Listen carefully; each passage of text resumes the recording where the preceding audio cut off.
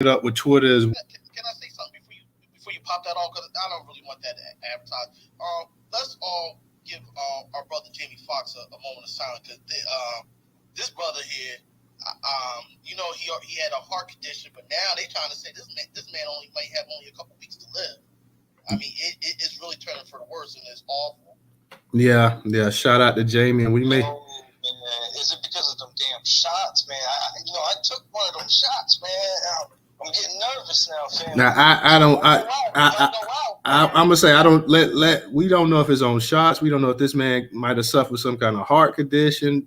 We don't know what it is, y'all. At this point in time, we Jamie's been in the hospital for a minute, and I kept tweeting stuff out as well about it because I had different people saying this and that, and they were saying, well, it looked like his condition was improving, and then it didn't. So I'm just hoping for the best for him at this point in time, and let's just keep Jamie in our prayers. Hopefully that this brother can make a full recovery, and I pray for him and his family at this time as well too. So let's wish the best for him. I don't know what his condition is and how he got to that point. We just hope that he can make a full recovery. That's the only thing I want to say because I don't really know exactly.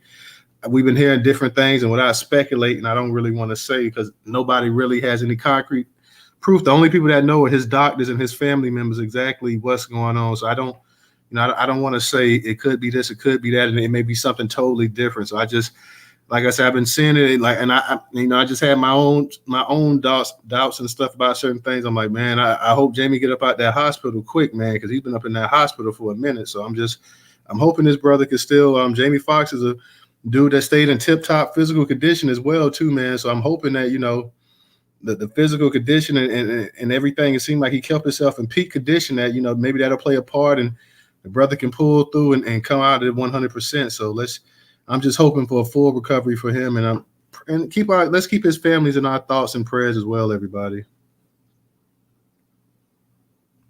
What's up, DJ? I see you just made it up in the space as well too, man. And I know everybody's itching. They itching to really go ahead and get into this, man. So we might as well go ahead and start covering this Gavin Newsom thing as well, too, man, real quick. So we're going to go ahead and cover on that, y'all. Get on that. Talk about that real quick because your boy Gavin kind of backpedaling like a defensive back in football. So it's titled Newsom Not Backing Away from Reparation Payments, yet spokesperson says Governor Newsom. And y'all, I didn't print up the actual articles for the night. Shout out to everybody on YouTube. So I'm gonna go ahead and go to the actual to the curation website that we curated from and read the entire article. I may have to go ahead and skip through some advertisement popping up as well. So just bear with me. Got to close some windows. Governor Gavin Newsom did not explicitly endorse payments to some Black residents as recommended by the California Residents Task Force earlier this month in a Wednesday morning statement. His spokesperson said that Newsom is not backing away from payments. An earlier statement shared with media outlets said that dealing with the nation's history of slavery and discrimination of Black Americans is about much more than cash payments, a statement that neither fully supported or rejected the task force recommendation on monetary reparations. Many of the recommendations put forward by the task force are critical action items we've already been hard at work addressing. Newsom's chief communication advisor, Anthony York, said in the statement. York clarified Wednesday that the governor is not backing away from cash payments, but wants to wait for the report in its entirety to arrive on his desk before he makes any decision. The recommendations from the task force include financial payouts, which, if approved by the California legislature, could potentially total billions of dollars. Newsom signed Assembly Bill 3121 in 2020, creating the council, which is assigned to study and recommend actions the state legislature should take in response to discrimination experienced by Black residents imposed by the state. Calculations for payments to individuals are based on systematic barriers Black residents face, such as redlining and over-policing. Beyond reparation payments, the task force also recommended an apology that condemns the gravest barbarities carried out on behalf of the state, including California Supreme Court enforcement of federal fugitive state law through 1865, the coining of the term welfare queen by then California Governor Ronald Reagan, and the continued underrepresentation of African Americans in the medical field. York said the payment issue will be resolved after Newsom meets with the legislative leadership this summer, and for now, the governor is not ruling out anything. So that's where we at right now. He's kind of did a little backstep. He was talking one way, and then the people had to come back and clean it up and this and that or whatever. Now Newsom knows damn well, first and foremost, the most important thing that black people are looking for are actual cash payments. You want the cash payments first and foremost. Yes, we want other things as well too. We want policies and everything else that goes along with the actual cash payments. But first and foremost, if it ain't cash payments, it's not reparations. You can sit up here and talk about setting up programs and setting up this and setting up that or whatever. But if you're not talking about giving that cash first and foremost, and then land second, and then the policies in that order is how I really want it. Everybody has a different opinion. I want the cash first, then I want the land, then I want policies in terms of protection and solidifying industries and placements for black people in this country. That's what I want first and foremost. If you're talking about sitting up here, well, we know reparations include many other things, but the cash payment is the key thing to everything that we're talking about. It has to be cash payments first and foremost. Go ahead, Mr. Engaging, you got it.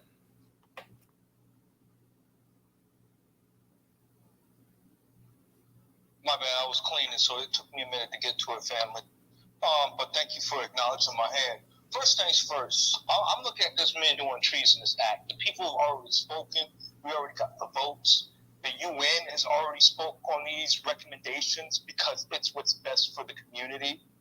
And that's how I'm viewing it. And look at this guy as like a blood-sucking just dictator. And it might not seem like that, family, but like just hear me out.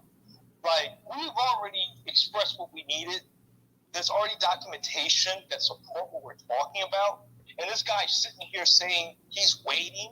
But did they wait on the Asian hate crime bill? I know he signed that, He signed that, But he wants to wait on that. Or he wants to wait on our reparations, knowing the cruel and unusual disadvantage that we're in. I got a serious problem with that, family. I think that we need to be figuring out a way to hand out a political punishment. Where's the political punishment for this behavior? This is unacceptable. And that's how I'm going to leave it. It is unacceptable for him to toy with our ancestors, family, and not having any type of recall, and not having any type of pushback or any other repercussions. I think this is the year for repercussion. This is the year for telling people like this, hands off our people, hands off our ancestors, hands off our people. Like, real talk. Like, we need to be on that type of time. Real talk, Mr. Engaging. Shout out to my girl Diane over there in YouTube land. Shout out to you, Diane. How you doing? What's up? I know you be back and forth. I see you up in the space and you're on YouTube, so you're holding it down in both areas for us. What's up, Original? How you doing tonight? What's up, everybody? Peace, Black Power, and Reparation. Now, Newstoter, the article that first hit today, and I did save it, and I printed it out as well. Now, I don't know if he said this because it was different than the article that you just read. But in this article, it was on, Slop News, that Slop News channel. Some people call it Fox. But it said that Newsom said advancing systemic changes that ensure an inclusive and equitable future for all Californians. Now I'm like, hold the hell up. Now, how is it now? Anytime something pertaining to us, all of a sudden, they start this people of color, minority, all inclusive. I mean, we remember when Cory Booker was asked, what was his platform for black people? And he started laughing. Charlemagne kept looking at him. And then he saw, oh, damn, I done messed up now. And that's why he did not advance. We are not responsible for any other demographic. They all the time telling us about personal responsibility. That's what we've always done. We've always had personal responsibility. But it's these black immigrants that are over here now that commit. Now, I'm not saying that black Americans are not committing crime, but a lot of this crime that's being committed in America is being done by black immigrants. But see, they want to throw every time something comes up for us, all of a sudden They want to pile on everybody else. Then the majority of the resources go to other demographics, and we end up right smack dab in the same place we were in the first place. No, we're not buying that. I've been responding to people posts regarding the article that I have, and I would always tag in the vehement anti-black racist Jim Crow Joe, the Black Caucus, and others. I would tag into it, letting them know, if you vote for the Democrats in 24, you are voting for the death of yourself and your people. Do not give them your vote, because they don't want to just deal with us. How in the hell are you going to take our pain and suffering and then spread it around to everybody else? They don't do that with other people, because see, I don't know if you read that. I don't know if you discussed it, and I might have been asleep that night. I don't know. But you saw where there's an article. It was an article on Yahoo whereby James Clyburn conspired with the Republicans to gerrymander South Carolina to reduce black people voting power. But it was going to leave him intact to continue to win in the 6th district. See, people, this is what the Democrats have been doing to us. Regardless of their ethnicity, they got this vehement anti-black hate for us. They hate us with their passion. But see, now that we are using social media to effectively communicate with one another, they're having problems now. I saw a video where it stated this white reporter was saying, "Oh, blacks are threatening Jim Crow Joe." No, black people are telling this anti-black racist that if he don't do right by us, he's not going to get our vote, and that's the way it should be. We don't owe anybody our vote. But see, that's what they want to do. And see, they always throw out these old scare tactics. Oh, well, if the Republicans get in, and so what? Y'all not doing a damn thing for us. And Gavin Newsom is following that same benign neglect platform. Don't promise them anything. Don't do a damn thing for them. And so now that they see that they have messed up, so now they have to figure out, how are we going to pull these black people back? Well, fortunately for me, there is nothing that you have that's powerful to pull me back, but I'm not budging. Like I said, if you have nothing, if your platform don't deal with reparations for U.S. descendants of child slavery, you can forget it. I don't care whether you're Republican or Democrat. I mean, damn the wall, because the Republicans will probably flip a new. Maybe they may flip and do worse than the Democrat. But no, I'm adamant about this. You're not getting anything from me without reparations. And like you said, Newstoter, it starts with cash payments. See, they don't have a problem with any other demographic. Hell, we didn't do anything to these damn alleged Jewish people, but they've gotten reparations from us. You know, I saw this video. This brother, young Pharaoh, he was having a dialogue with this Jewish guy. He said, without using religion and the Bible, tell me where you came from. He couldn't do it.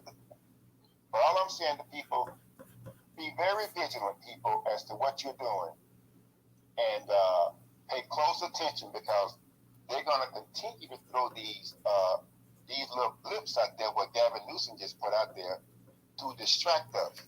But stay focused on what you have, on what you want, and we will obtain it. I'll let Bobo go now with that white hand up there. You know me and Professor going to talk about it. So I'll land with that. All right. Appreciate that, Original. Let me go ahead and get. You got it, Original. You got it, bro. Let me go ahead and get to Volvo. Volvo, go ahead, unmute your mic. Late to the space. I didn't hear the article you read. The article I read, he really ain't. It was like a Fox News clickbait article. The article I read, it was like I read. I was at work, so I kind of skimmed through it, but I didn't see him. In the article I read, it said that he cash payments for reparations. But it was like a vague article, like a clickbait article. It looked like somebody just snatched it and said, "See, Gavin Newsom is bad." So I was just wondering if you could catch me up on what's going on. Okay, the article I just read was saying that he didn't say he was against cash reparations, that he pretty much wanted to wait and see, once everything was straightened out exactly what's what. So they put this statement out in response to the actual Fox article. And the article I read was from one of Fox affiliates as well too. So they're saying that it's pretty much at this point he wants to wait to make sure everything is on his table before he goes ahead, and that he hasn't said that he's against cash reparations. So that's pretty much where we at this point right here. This article is basically to go ahead and diffuse the other article that came out. My thing is this right here is that he's not saying that he's against it and he wants to wait and stuff, but he needs to go ahead and pretty much say that, yeah, I support cash reparations, since you agreed about having a task force and everything else. Pretty much when we're talking about reparations, the first and foremost thing that everybody's talking about is actual cash reparations first and foremost. So I think he would go a long ways if he said, you know what, I'm for cash reparations, and leave it at that. There'll be no second guessing. I don't need to wait till everything is on my table, to everything's been convened and every meeting's taking place, and this and that. I support cash reparations because there are people in the state of California, I believe, that are deserving of cash reparations. And I think that would go a long way. A lot of times people like to play the political game. They want to stay down the middle as long as possible. I'm Gavin Newsom, I'm sure, has presidential hopes. He wants to run for president. So, he could be kind of at this moment trying to skate and make sure everything's okay. He don't want to piss off a certain fan base by a certain voting block by saying, you know what, I support cash reparations, because if you say that, you are going to piss off a number of white folks in this country. And California's supposed to be this great liberal state where everything is open and everybody's free-minded and this and that. But the most open-minded, free-minded liberals and stuff, when you start talking about doing something for black people, all of a sudden everything changes. They're not as open-minded and fair-minded and all this other nonsense that they claim to be. Go ahead, Vovo. Yeah, let me say this, right? I would really like for black people to just hold on for a second, just wait. The last hearing was just a couple days ago. Let's wait to hear what the man got to say. Now, I know that Fox News, that was I thought it was some clickbait shit from what you just told me. That was some clickbait shit they just said. I mean, they just put an article out just to create some. Oh, go ahead. Oh, my bad. I didn't mean to hit it. Go ahead. Oh, yeah. It seemed like they put an article out just to, because they watch the world is watching it. The whole world is watching it. So it just looked like they put out some clickbait shit. I'm gonna talk about it, so I can't hold my phone and read. So I waited until I stopped and I could scan through it. I ain't paying no attention. I'm like, this some Fox News bullshit. But I wish black people would hold their horses. I was reading some of the comments. A guy reposted the article. See, Gavin Newsom bad. See, this is on the trick bag and all that. Calm down. Niggas been thirsty. Just calm down for a second. Let the shit be. This is a very complex thing. Like, you don't want it. Like, if you about to get surgery, you don't want your doctor to rush the surgery. No, you want them to plan it out. I'm gonna do this, and this. If this happens, we gonna do this. They trying to earn this shit out. Like I know that this is a very emotional topic. Everybody in the world really. Like, everybody got an opinion on this shit. But let's see what he said. Let's see what because the article I read is that he wasn't nailed down on anything.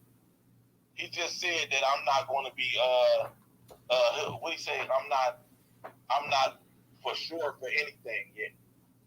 That's the article I read. But Fox News said he doesn't support cash reparations, and niggas just ran wild with it.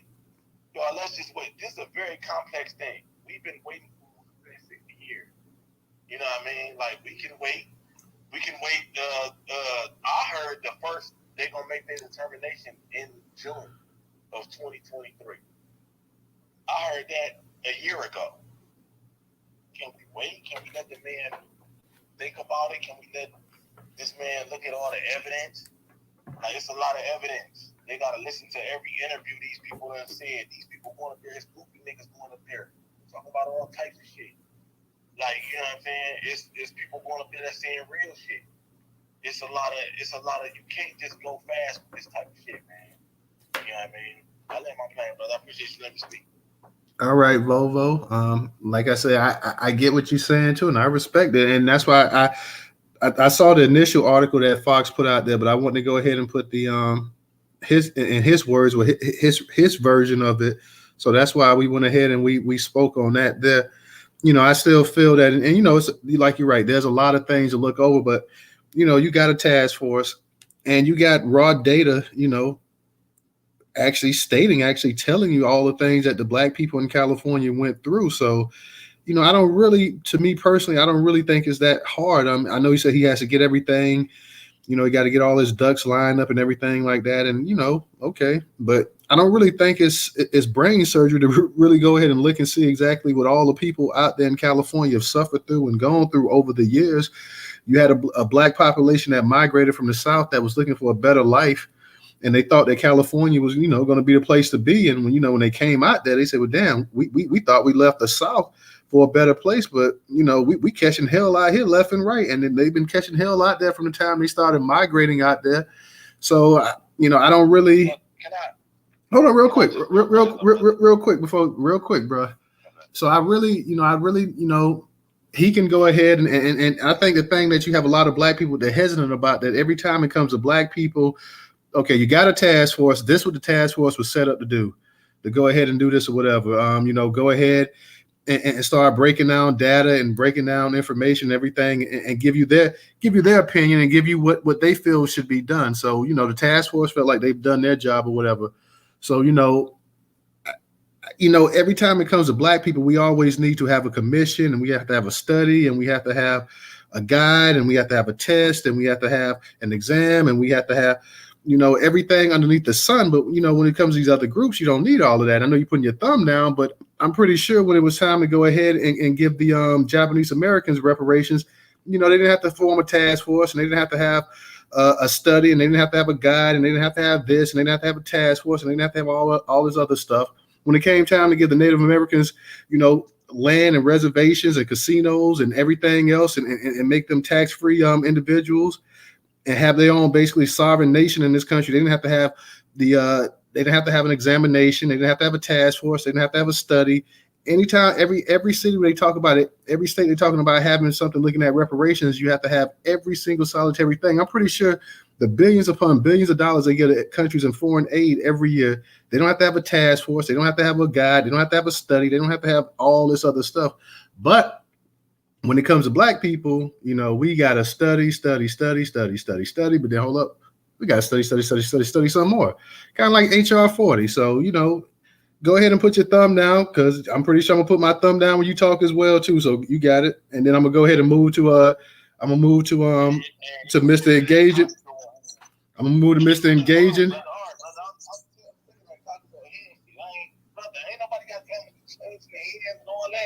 Niggas is silly. Niggas be just saying the silliest shit, man. Listen, let me say this, right? This is a business deal.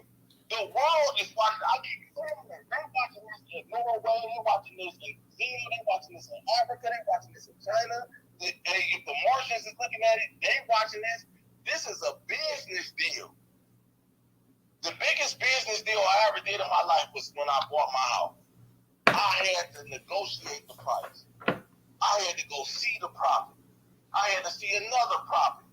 I had to make a choice on which property I was going to buy. I had to go to the bank. I had to wire the money. I had to sign this. I had to sign that. I had to read over all the documents. I didn't just dive into a business deal like that. The last hearing was just a couple of days ago. That's my thing. This is something that the world is going to work. The world watches America. The world really watches Black America. They watch us. They watch everything that we do. This is a business deal. This is a business deal. You do not rush into business like that. Business is very competitive. But you can't tell people how to feel, man. You trying to tell. Hey, real quick, Professor. Go ahead, Professor. Go ahead. Everybody, co-host. Don't come off your microphones tonight. Let everybody speak. Go ahead and let him speak. And then after he's done, Professor DJ, we already talked about this. After he's done, then speak and say something, but let him speak. Go ahead, Vovo. Okay, I'm gonna land about a minute. I'm not trying to tell nobody how to be. This is emotion. I'm just as emotional as y'all. I feel the same way too. Like, I feel the same way too. But what I'm saying is, let's think of this as business. Let's have a business mind. Business is very complex. You got to make sure the wording is right. You got to make sure everything is good. Let's just take a look at. Let's just sit back for a second, y'all. Let's just sit back for 1 second and just let the whole shit. They baiting niggas. They clickbaiting niggas. He ain't said nothing. Nothing concrete. So how can they just come out and say he doesn't support cash reparations? That was clickbait. They don't even know what he said. They don't even know what's going on. They just clickbaiting niggas because they audience. We too easy, man. We too easy. Black people too easy to troll like a motherfucker. Anything about black people, here y'all niggas come. They trolling us. I love my friend, brother. Real quick, Vovo, that article wasn't just for niggas either now. I mean, it was on Fox News, and let's be for real, Fox News, the bulk of their viewership is white. So that article that they put out about Gavin Newsom not supporting it wasn't just for a bunch of niggas, because apparently Fox News viewership is majority white. I just said that. I literally just said that, brother. But you also said brother, you also just said that every time something comes out, they trolling niggas. So I'm saying that apparently they're not just trolling niggas, are they? Remember what I said, that we too easy. Everybody's trolling niggas. Y'all ain't seeing what's going on. You got the East Indian man in the title. He trolling niggas talking about we built this, we did this, what we done. They trolling niggas. China Mac trolling niggas. The Mexicans trolling niggas. Everybody trolling niggas. And niggas, all the troll want is attention. He want to get a reaction from it. Everybody trying to get a reaction from us. Fox News put that article out because they wanted a reaction. That's not real news. That's fake news. All righty. I guess so. Let me go ahead and get to Mr. Engaging. Mr. Engaging, go ahead and unmute your mic.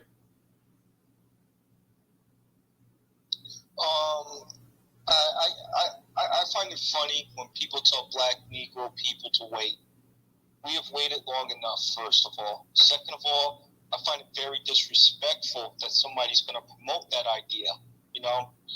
We're going to have no wealth by 2050. They're projecting zero wealth, and you got somebody on the stage saying that we have to wait about cash payments. No, Negro, we need to have that payment like yesterday, or this moment, or now. We can sort out all the other stuff, but they need to start cutting the checks, and especially with those people coming across the border that Biden's processing. Yeah, go ahead and slow walk this shit all the fuck you want. Excuse my language. Slow walk this all you want. And see what's going to end us in a shallow grave that I just don't want to be a part of, family. Like, that's some defeated talking right there. I can't be around that shit, honestly. So, I just had to comment on that. Just for that alone. You telling us to wait. Like, no, buddy, we ain't waiting. The foot's on the gas until we cross that finish line with reparations in our damn hands, so we can bring it on to our next kid. Ain't no waiting. And I'm tired of people and individuals, because I'm not gonna call this brother a coon, but I'm tired of individuals that say this type of shit, because that's the type of rhetoric we don't need right now. We need them to finish it up now. They have more than enough data. They have more than enough information. And if they don't need the information, then you know what? Take a damn college course. But what you're not going to do is hold up my time, hold up my money because you want to slow walk this shit. Man, you don't get, man, I'm going to get off the mic, man, because that's just so disrespectful. All right. Thank you, Mr. Engager. Let me go ahead and we got a new speaker up here. Let me get to New Negro, and then I'm going to get back to you, Original, and Professor. We also got to touch up on Vivek. Professor, how you say his name again? It's Vivek, right? Yeah, his name is Vivek Ramaswamy. Ramaswamy. Vivek Ramaswamy. Now, you can call him Salami if that helps. Just call him Vivek Salami. Yeah, or cowards. Or cowards. Vivek Ramaswamy. Remind me that before I start reading that article. Vivek Ramaswamy. That's a Ramaswamy. Ramaswamy. Yes, Vivek Ramaswamy, or we call him Salami. Salami. All right. Just call him a coward, because that's what I've been calling him for the last 2 weeks since he got Don Lemon fired. A coward. That's what he is. Yo. Let me go ahead and. Yeah, I said it right. Yeah, I said it right. Let me go ahead and get to a new Negro. New Negro, what's up? Go ahead, unmute your mic. Peace and love. It's talent. Oh yeah, talent. What's up? I forget about you. What your other profile gone, talent? Yeah, they done clicked my other page. I don't know. Okay. So yeah, the Ramaswamy Reed, whatever his name is, I find what he's doing is kind of like how you get into politics, right? You got to be anti-black. You know, you got to, especially if you're trying to run Republican, you got to be anti-black, and if you run Democrat, you got to be people of color. You know, but the interesting aspect of even how we reconcile anti-black but then people of color is why is all his talking points based on Black Americans, American Negro? You know, if we are so loosely tied to all of these other groups and we operate as black and or people of color, why is he talking about the Asian community and the fact that there are issues in that community? Why is he talking about the Hispanic community and the fact that there are issues there?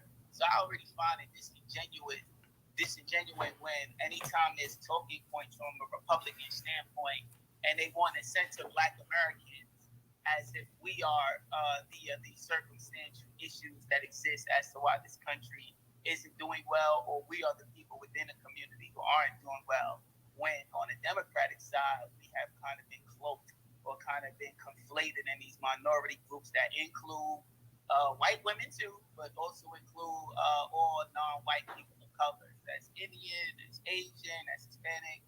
But anytime they want to make talking points about whether it's crime or whether it's single parents, whether it's welfare, all these nonsense things that they do, they always want to censor Black people. So he could get out of here.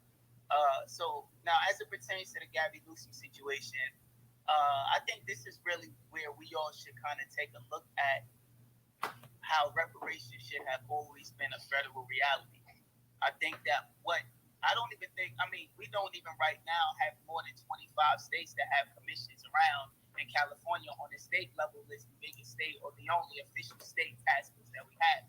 Everything else is these random little spots, whether it's Evanston, Illinois, there's rumblings happening in Atlanta, there's some talks that they had in New York that ended up being pushed back, because the fundamental issue is that if we're going to have to keep voting on a lineage-based situation, then that means that we are operating too inclusive just based on our identification, right? And I think that was one of the issues that we all kind of realized when we had to fight with the OMB or what was happening. If a policy is to be written right now, what is it going to be written as on a national level or even on a state level that's going to get us that check? Okay, we're going to cut a check for y'all right now because we are in a dire situation where our total wealth is less than 0.5%, and we know they said by 2053 or even less now, we're going to be at zero wealth as a specific people. But we don't really have a name as a specific people, so even if the check gets cut, there's going to have to be a study or a vote or some type of situation to say, wait, we are the descendant class, we are not all Black people, we're the descendant class, we're not all African American. So being the fact that we are not right now on a federal record operating as one specific people group with a specific name, we can't get a specific policy for us, because any policy that goes to Black Americans is going to go under the guise of Black or African American, and it's going to include other people who are also immigrants. So when it comes to the studies, I don't necessarily think we need a study, but I do think we need to figure out is reparations based on closing the racial wealth gap, which is what's happening in California, or is reparations based on the harms, the injustices, and everything that we have been in terms of an injured people that some people could say is way more than 1.2 billion a person, way more than $14 trillion. Maybe it's 50, maybe it's 80.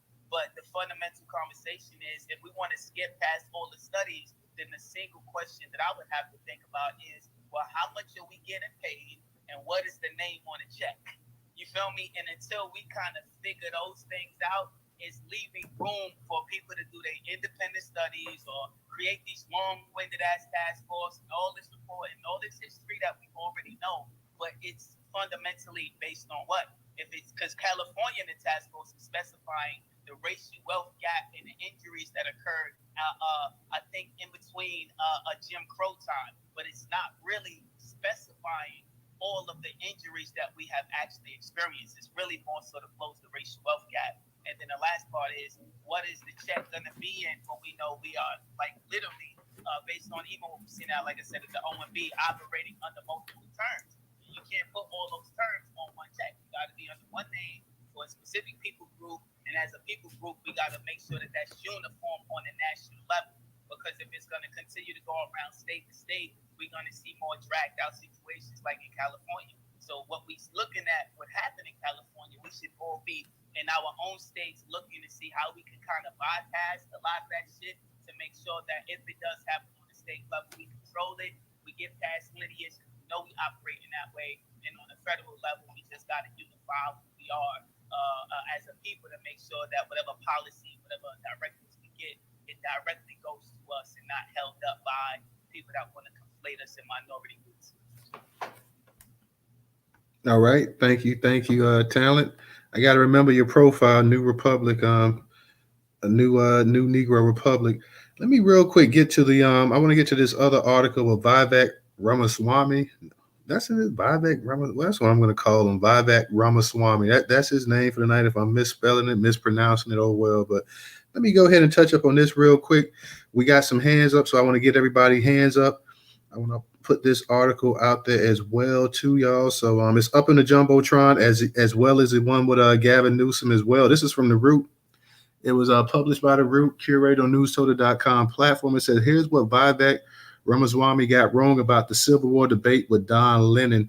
This was actually published yesterday as well, too. Last month, former CNN host Don Lemon and Republican presidential candidate Vivek Ramaswamy got into a contentious exchange on CNN this morning. The argument, which many believe was the cause of Lemon's shocking sudden departure from the network, was over Ramaswamy's assertions that Black Americans received certain freedoms following the Civil War. Black people secured their freedoms after the Civil War. It is a historical fact, Don. Just study it. Only after their Second Amendment rights were secured, Ramaswamy said. Lemon quickly retorted, you are discounting a whole host of things that happened after the Civil War when it comes to African Americans, including the whole reason that the Civil Rights Movement happened is because Black people did not secure their freedoms after the Civil War. While speaking to The Root, historian, professor, and author Dr. Walter Greason explained that Ramaswamy's false claims are part of a GOP's larger political agenda. Vivek is part of a huge rhetorical effort that goes back over a century of trying to misrepresent the past. He said, so he's got a lot of bad company standing on his side. Greason also explained the complexity of the Civil War that politicians inaccurately oversimplifies. I'm remembering the war, people get confused. And remembering the war, people get confused. I always push people to look back at actual events, a succession that provoked the Civil War. So look at the documents drafted in South Carolina at the end of 1860 into early 1861. They're saying that they want to defend their rights to own people. That is a number one cause, and it spreads throughout the other Confederate states to justify that they feel the right to enslave Africans is threatened by Abraham Lincoln's election. Greason continued, now after the war, they'll try to sanitize the argument in law and say we were standing up for our state rights. We didn't want the federal government to encroach on our prerogatives to rule ourselves, but the core right they identified at the beginning of the conflict was to enslave Africans. The historian expounds on the fact that Lincoln didn't want to make it a war about slavery in the beginning since he knew the racial equality wasn't a popular idea in northern states. Lincoln originally framed the Civil War as a way to restore the Union, to negate the acts of succession, and to declare the federal government was supreme. However, according to Greason, Lincoln eventually recognized that he had to condemn and eliminate slavery in order to bring the Union back together. There are a lot of misunderstandings about the Civil War that allow the space for someone like Vivek to basically misrepresent and lie to American people about today, relying on the fact that most people don't read, and they certainly don't read history. Greason believes that Lemon was correct when he stated that Black Americans did not secure their freedoms after the war was fought. We often have a simplified understanding of the way Black freedom evolves in the United States. and that we see slavery in the 19th century as the worst form of oppression, but we overlook segregation in the North and in the West. If we start to see that slavery and segregation are related, in fact, there's no real Black freedom until 1965. And even beyond that point, the forces of conservatism continue to fight against Black freedom to the present day. The professor concludes by discussing how people of color, Vivek as an Indian American, are frequently tokens for hateful Republican rhetoric. White nationalists, white segregation politicians love to find people and say, see, they're from the Black or the Mexican or the Puerto Rican community, and they agree with our conservative policies that they say there's no need for serious change or systematic analysis of injustice in this country. He said, it's a point that's designed to negate centuries of dedicated work. He continued, people giving their lives up to the idea of democracy and liberty for all by saying, oh, this one person said there's no injustice is fine. This is essentially what he is trying to do by auditioning. He wants his voice. He wants to be the new Bobby Jindal. By referring to Jindal, who was the first Indian American to run for president back in 2016, Greeson addresses Vivek's disturbing ascension to power. Ultimately, this is the same strategy used by some wealthy conservative immigrants from different parts of the world to claim their unique individual status by embracing racism through conservatism. All right, so we got some hands up. Let me go ahead. Leon's a new speaker as well too. So Leon, let me go ahead and get you up here as well too. So Leon, go ahead and unmute your mic. All right, what's going on? I was here a little bit earlier, but I kind of did. We're just filling out the room. Vivek Ramaswamy Salami. I don't like this dude. I know he's trying to be the darling of the new the Conservative Party. I don't think that's going to work. We had other, what you call them, AAPI agents like him. We had the governor in Louisiana, Bobby Jindal. He fizzled out. Now we got Nikki Haley again. She's going to fizzle out.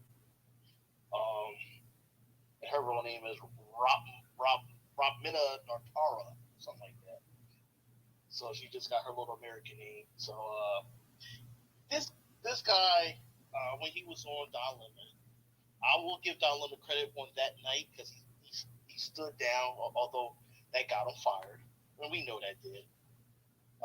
Whatever the other allegations or his behavior over the years that got him, but I'm sure that was the straw that broke the camel's back. He didn't listen to his handlers, and thus he got fired.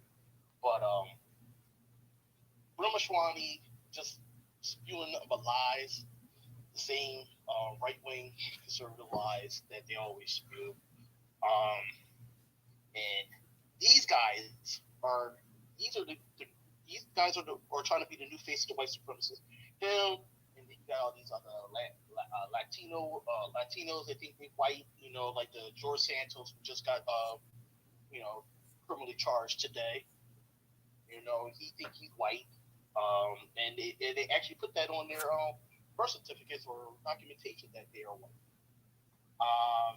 And you're starting to see that all over. Like you just saw like the mass shooter out there in Texas. He think he's white, and the guy that plowed over them people, he thinks he's white. And it cracks me up because as I'm gonna use my brother professor's word, the Caucasoids, they can't understand that. Well, what?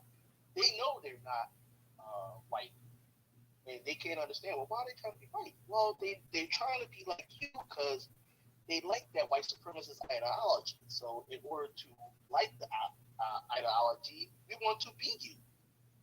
And they can't wrap that around their head. And it's deliberate. They know it, but they're just trying to, like they always do. They never want to take accountability for what they do. And this is everywhere, all over the world. That white supremacist ideology is all over the world, and everybody that's non-black are doing it. Or actually, you even have some blacks that think they're white too, or believe in that Aryan white supremacist ideology, which is a shell shock to me. But you are what you believe in, I guess. But so that's all what it is. They're just caping for white supremacy, and Gavin Newsom, he's a non-factor. Whatever's going to happen with the reparations, I agree with everybody in here. Cash game is first and foremost. Anything else will be uncivilized. So then I'll just land there. All right, guys, real quick on the left-hand side, the third on the left-hand side is a YouTube channel. Let's see if we can get some people to subscribe to the YouTube channel while the space is going on tonight. Please, if you have not already subscribed to the YouTube channel, go over to YouTube right now while the space is going on and subscribe to the YouTube channel. Let me go ahead and get to let me get to Professor. You hadn't had a chance to speak, and then we're going, because everybody else has spoke up here so far. So let me get to you, Professor, and then we'll go to Original, Mr. Engaging, and Volvo. Yeah, thank you, that Newstoter. And shout out to everybody in the space tonight. This is a great topic. I just want to say, when it comes to reparations in California with Gavin Newsom, this is a time now about doing something right and morally. I say morally, this is the thing that needs to be done, because we see politicians all the time now lying, deceiving, finding ways to backtrack, do underhanded shit, corrupt. And I'm so sick of it, man. I'm so sick of looking at politicians backtrack on things they know they should be doing, morally the righteous thing to do. What he should be doing right now is saying this is something that is morally right for Black Americans, because every group in this country has received something. And this is not the time for anybody that's within our own family, within our own group, to even sit there and say we need to hold on. Because we are the group that's been holding on the longest. We always have been told to hold on. We have always been told that we didn't deserve this, that it's a handout. See, this is the type of shit that we have been told over the years, that we didn't deserve it, that slavery was something that happened to everybody, right? This is what you hear all the time. All kinds of excuses thrown out there to make sure that Black Americans don't get what is actually due to us. Now, it's due to, of course, our ancestors, but we know that the ancestors are not here, so therefore the descendants of slavery are the ones that's supposed to receive it on behalf of our ancestors. I have said to you many times, family, I have a grandmother that just passed away 2 years ago. I would be a fool to keep sitting here saying we need to just wait. My grandmother just died here 2 years ago, and I didn't get a chance to say goodbye to her. She was in a nursing home. I was supposed to be getting ready to go see her around Christmas time, and I didn't get a chance to go see her because they said that she had COVID. See, this is the type of shit that is going on in America. See, I didn't get a chance to say goodbye to my grandmother, my mom's mom. Both of them going on. My mom going on, my grandmother's going on. Mother's Day is going to be tough. Me and Tata were just talking about it earlier before the space started. And I want to say to all of you that have lost your mothers, I'm praying for you and I'm thinking about all of you. For the ones that have your moms, make sure you do everything you're supposed to do, such as this right here, get these reparations for your moms. That's right. And we don't have time to keep saying, well, we can just wait. No, we can't do that anymore. We are the group that's been waiting the longest. And Gavin Newsom knows it. Joe Biden knows it. Chuck Schumer knows it. Mitch McConnell. All these bastards know we've been the group that's been waiting the longest. And they all come up with the same excuses. That's why I don't give a damn about the liberal Democrats or the conservative Republicans, because they all are the same. See, white men in America are the same, whether they Democrats or Republicans. They all talk the same shit. They don't want us to have what is due to us. And this is a debt that's old. And this bastard Indian, East Indian Vivek Salami, because that's what I call him, Salami, is trying to sit up here and hate on our people. You got some goddamn nerve. You goddamn dark-skinned motherfucker, because you darker than we are. Shit. You coming over here trying to tell us what we should be doing? And then you get our brother Don Lemon fired from CNN because he told you the truth? That's right. He told you what you're supposed to know. You don't know shit about Black America, baby. You don't know shit. You goddamn dark-skinned, melanated motherfucker trying to pretend like you one of them, like you one of the Caucasoids. But you're not one of the Caucasoids. You're dark-skinned like us. I hate you goddamn East Indians, to be honest with you. And all the rest of these motherfucking Asians that keep trying to fuck with us. And then, who else? All them other groups that keep coming over here trying to tell us what we supposed to be doing. You motherfuckers are finding out that you finna get fucked over. Let's chill on the language a little bit, Professor. I'm sorry. I'm sorry. But look, get back on to it, y'all. The fact of the matter is we can't do all this, well, let's hold on anymore. And Black Americans, you should never come up into a space or anywhere else saying we should just wait this shit out. We've been waiting longer than anybody. I'm going to land my plane right there. All right. Appreciate that, Professor. Guys, also, like I said, on the Jumbotron, on the far left-hand side is a YouTube channel. We're going to keep saying that. We're trying to get some more subscriptions to the YouTube channel, so please go ahead and subscribe to the YouTube channel. Also, for those that can support us and make a donation, you can support us on Cash App, $Newstoter, $Newstoter. Newstoter is the largest Black-owned, Black American-owned news media curation platform today in America. Once again, that's $Newstoter, $Newstoter, the largest Black-owned, Black American-owned news media curation platform today in America.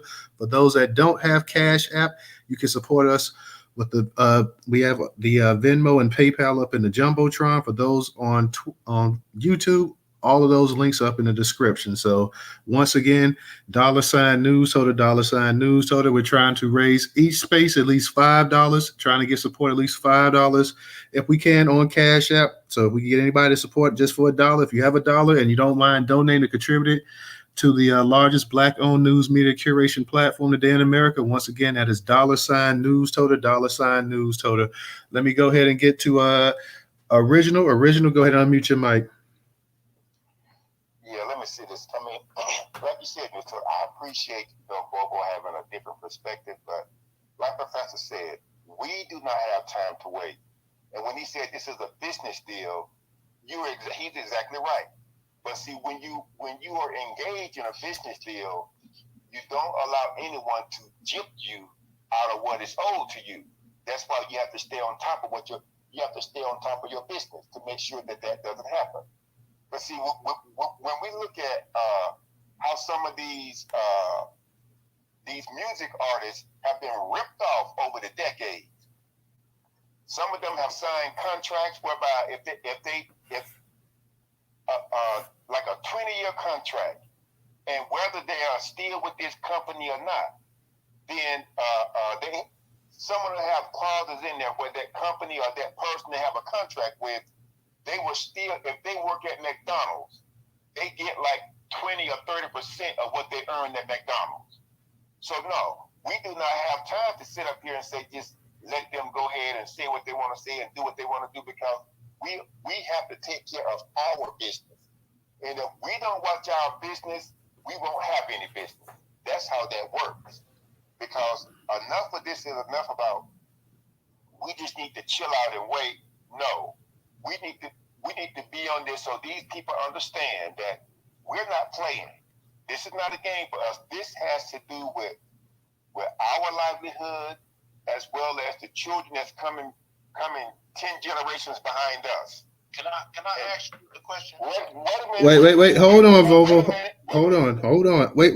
Before Original, even wait before you go.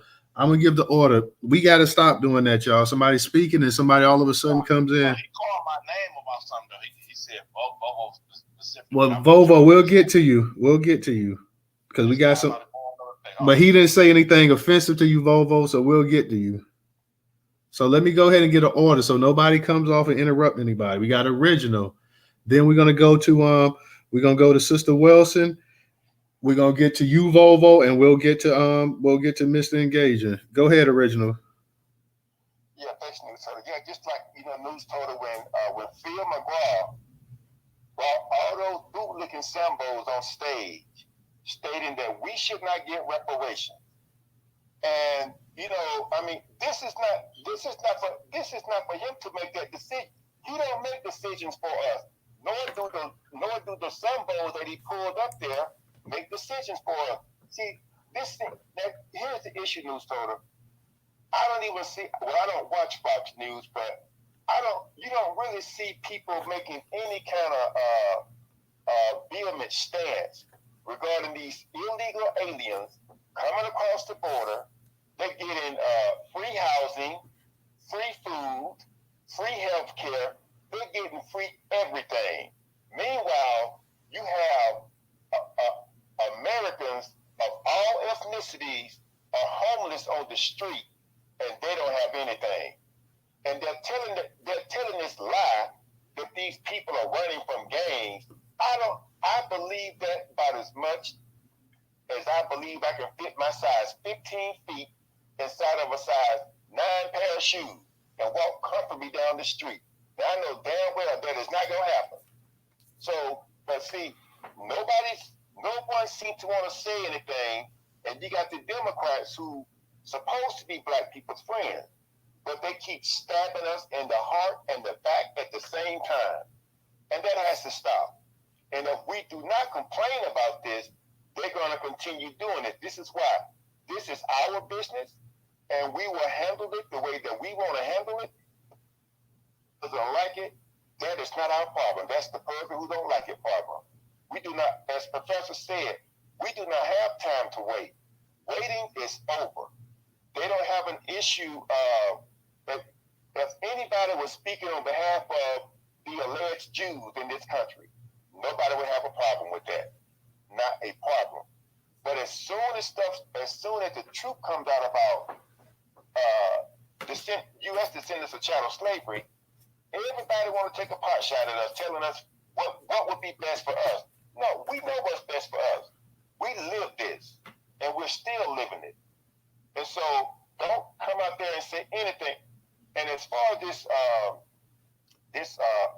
this Swami boy from India, what I have been doing, I found this image. You all know they have this caste system in India. So I've been asking, and I would hope everyone else would do it too. You say, hey boy, what is your caste? And see, in India, you got the Dalits. They are the lower, they are the lowest caste. Then you got the Shudra and the Varishra, and then you got the Kshatriya, whatever I think is the way you pronounce it. But then you got the Brahmin there at the top of the caste. And so just ask him. See, that's what Don should have. That's how Don should have shut him down. Was asking him, what is his caste? Are you a Dalit? And that would really piss him off to ask for him to be asked if he's a Dalit, because the Dalit is the lowest caste in India. You see, and as I told y'all before, I met this guy who was a Dalit years ago. His name is Velu Anamale. And he told us about, how Gandhi was a racist, and how, remember I told y'all there was a beautiful sister and a strong brother here in Atlanta. They blocked Mrs. King from putting up a statue of Gandhi because they put out the right information about how Gandhi was a racist. And they had, and the Georgia legislature had to pull back on that because they didn't want to get embarrassed.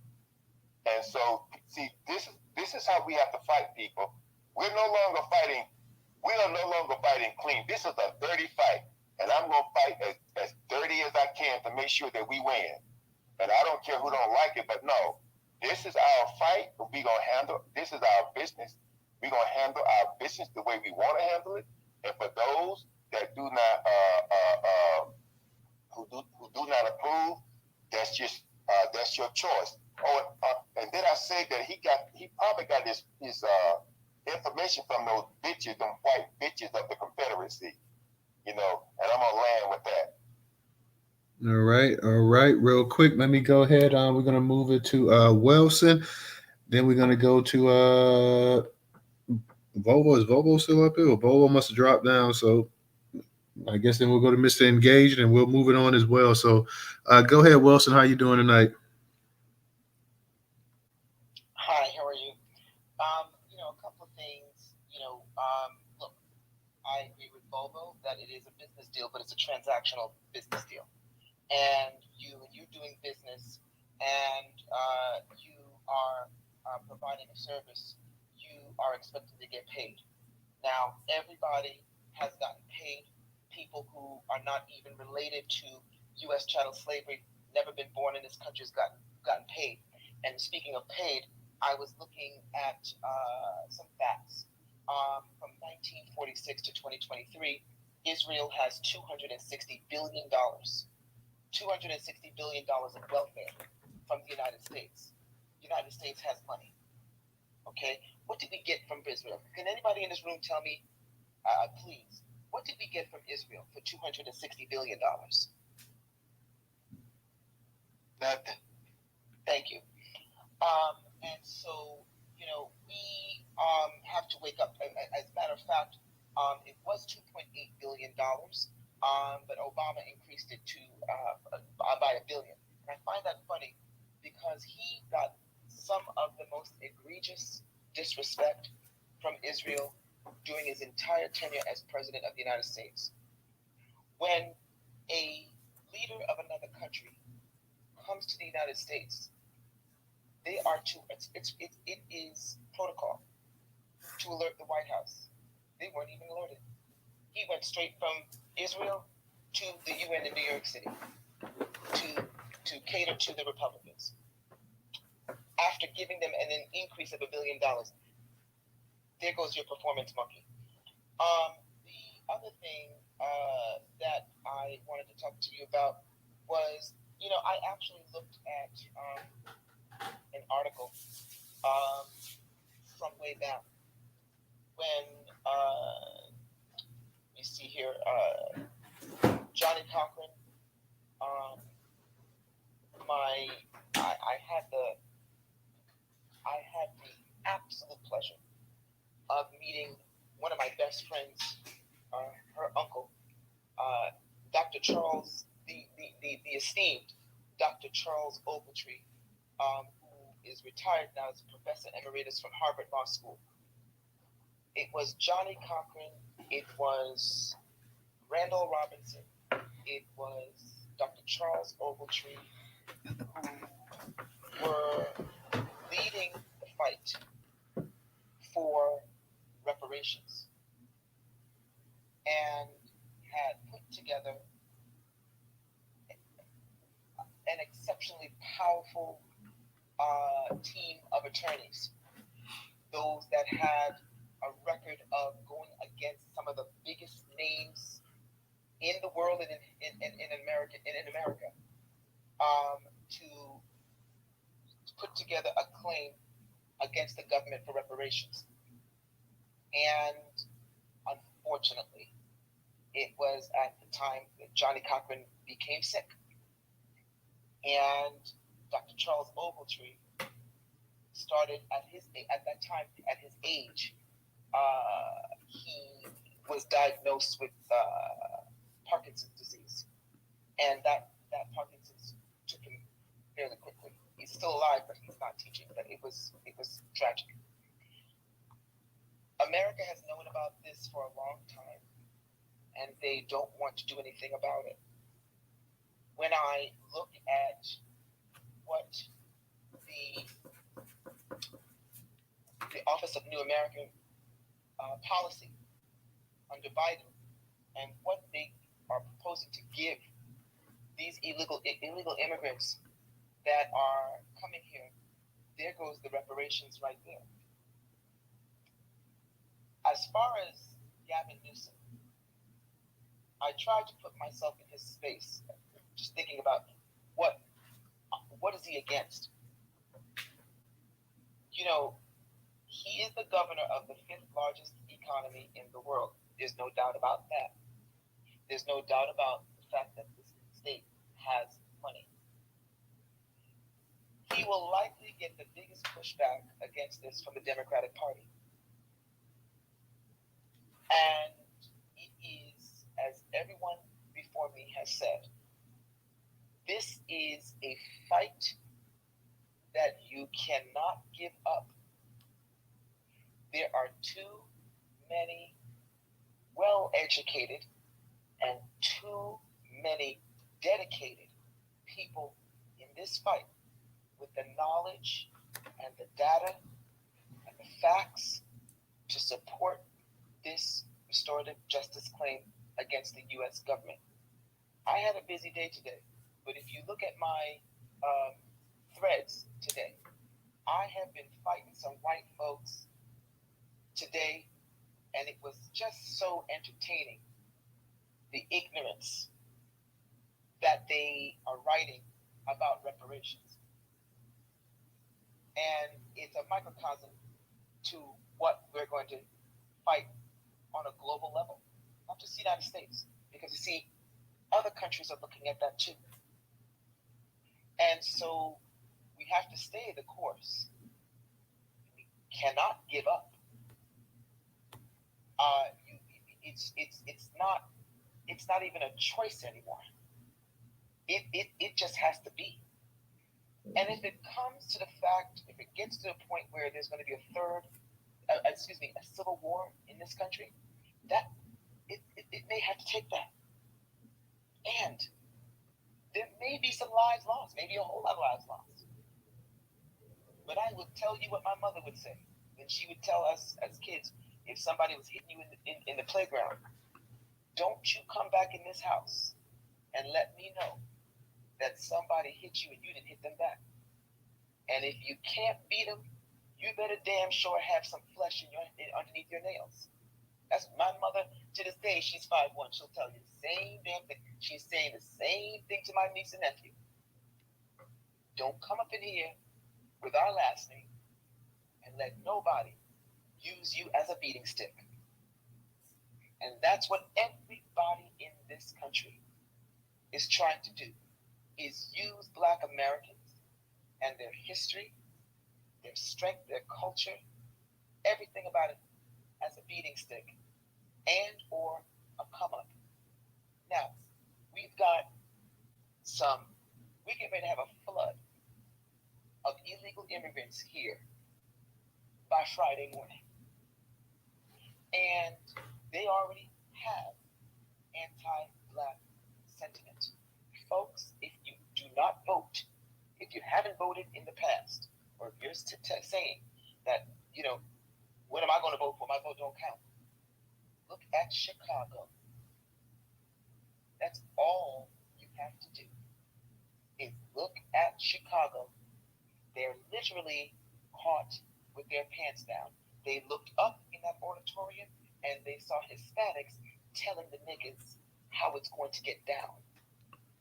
And they can't do a damn thing about it but yell and scream. And those people are standing on the stage, and they were already huddled in the back prior to that whole meeting, saying, let's just get through this. It doesn't matter what they think anyway. And so we have to vote. I was in a room yesterday with Marcel. For those that are thinking about running for an office, it could be a small office. It could be a school board. And if you think that, your record, your past is going to haunt you, just look at the motherfuckers that are in Congress right now. These are troglodytes. And if they're not troglodytes, they are cave cretins. And if they're not cave cretins, they're just white trash. They set the bar real low. Now you got that trans motherfucker in New York with 13 federal counts against him. I mean, the bar is low. Don't worry about it. Just run. Now, Florida. move that DeSantis did was performative or serious. But what I saw was an exit stage left. This was a quickie. Those people got out of there. For folks that don't know how to speak English, they knew what time it was day before yesterday, and they have basically gone.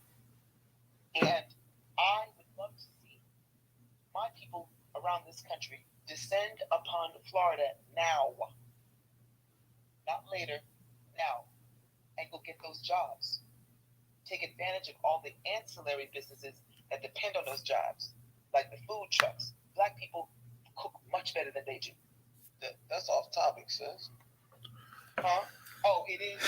Okay. Yeah, we going a little bit off topic, but again, too, Vovo, keep your mic muted. But yeah, let me say that to the speakers. Everybody, let's try to stay on topic with the two topics in the actual jumbotron. It would be Vovo to call it, but anyway, at the end of the day, this is all love. I'm just trying to tell you that as far as Vivek and Gavin, political games. Well, for Vivek, yes, because somebody said in the room, it's a come up. When you shit on black people, when you're trying to make a name for yourself, that's what you do.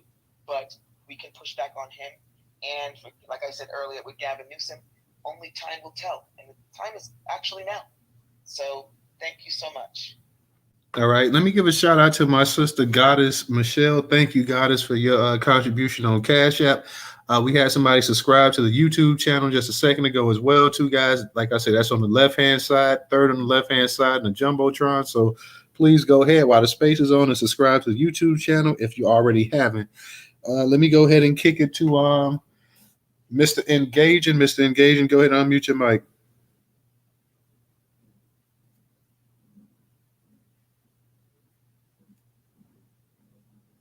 You there, Mr. Engaging? You there? Yeah, we here. Yeah, can you hear me, Mr. Engaging? First, and I'll go after him. What did you say? I said, can you give it to Volvo, and I'll go after him.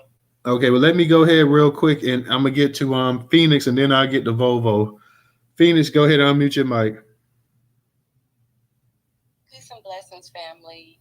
Thank you, Newstoter and DJ and Wellston. I just love, your commentary on everything, and Professor and everyone else. I do want to say you on this. time tonight, sister. You on time tonight? You know what I mean? I don't have much to say, but I just felt like I couldn't say anything because I am in California going through this fight. And so I don't know, if I should make I'm pretty sure my prediction is what everyone is thinking in terms of the political field for 2024 and Gavin Newsom, of course.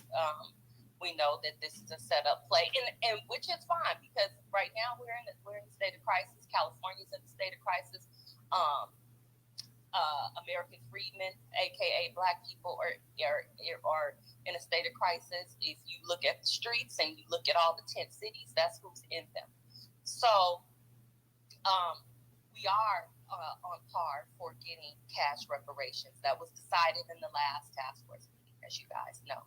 So whether if the pushback is coming from, Democrats and, we already know that we are not on that stage in the legislature. So now this is where the real work begins.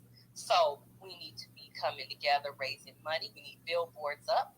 We need bus stop signs up. We need every aspect of messaging in media, because we know that we've had a problem already with our people knowing about reparations in California. So we damn sure can't depend on them to get the message out, right? So the more we show up, the better our chances are in getting the legislature to do what they need to. But it sets up Gavin Newsom for the presidency, and we've gotten our reparations, then that's the best that's the best. Got a phone call there, Phoenix? Well, it's coming through my computer, so I was working in the background. So, but I do want to say to the young man who said, we have to, when it comes to the feds, and they're going to have a problem with knowing who we are or what name should be on the check. Yes, that OMB debacle was a mess, right? But I would say and give credence to California for getting it right in terms of delineation and delineating for the state and government jobs, and that is African American, aka American freedmen. The reason we had to use African American because that was language that's in a lot of the bills and in a lot of the paperwork that's already existing. But American freedmen is definitely in there, and we are having our Freedmen's Bureau. So there's no layaway plan for this. We've already been on layaway. We are in a crisis. We are in a genocidal crisis right now.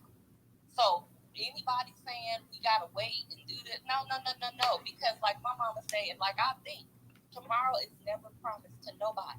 Right? All we have is the moment and right now. So do what you can right now. Everyone should be having this conversation at their dinner tables or wherever you like to have these conversations. But everyone in the family should know. If you have to do a Zoom call for your family members or whatever, then, we should be doing that.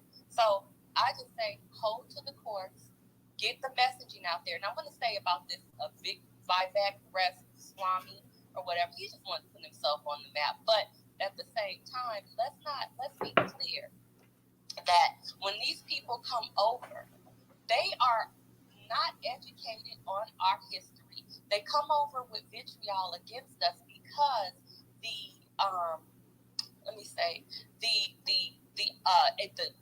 Homeland Security Department, before they come over, they don't tell them about us. They don't tell them about how we arrived and where we are. They look at us and they tell them that we are there. And I saw this in action in Los Angeles, California, right? So in the late 90s, 2000s, there were literally charter buses coming through the Crenshaw district with all ages, and they were looking at our district at that time with mostly Black businesses, looking at the buildings that were existing and getting schooled on how to buy them up and how to take over our business district, that one last stronghold that we had. So, and that was the beginning of the gentrification. So that's how they're taught about us. So for them to come over and like at the border with this whole Russian surge and invasion, let me not even call it a surge. Shit, this is an invasion. I see the invasion in everyday life right now happening. We got our Uber drivers, the DoorDash workers, you have these people that are coming and they're getting government jobs, right? Because they're Spanish speaking. And so now we've adjusted our policy to accommodate freaking Spanish speaking. Well, where they do that at? So we gotta get real serious about taking office, like Wealthy said, big or small. It doesn't matter about your background because, like Wealthy said, the bar is freaking low. So get out there and start studying your district, your area, see where you have a likely win, because we're not just going to be running to lose. We're running to win. Find where you can win and let's get it done.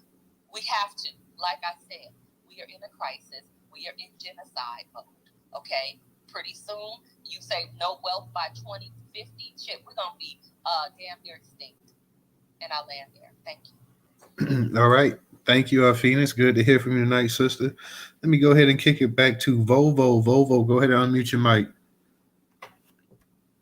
Yeah, I appreciate you letting me speak. There's a lot of shit I'm going to touch on, but I'm just going to let it linger on it. I ain't even about to even address it. I want to speak on this, what is it? The Indian dude. Vivek.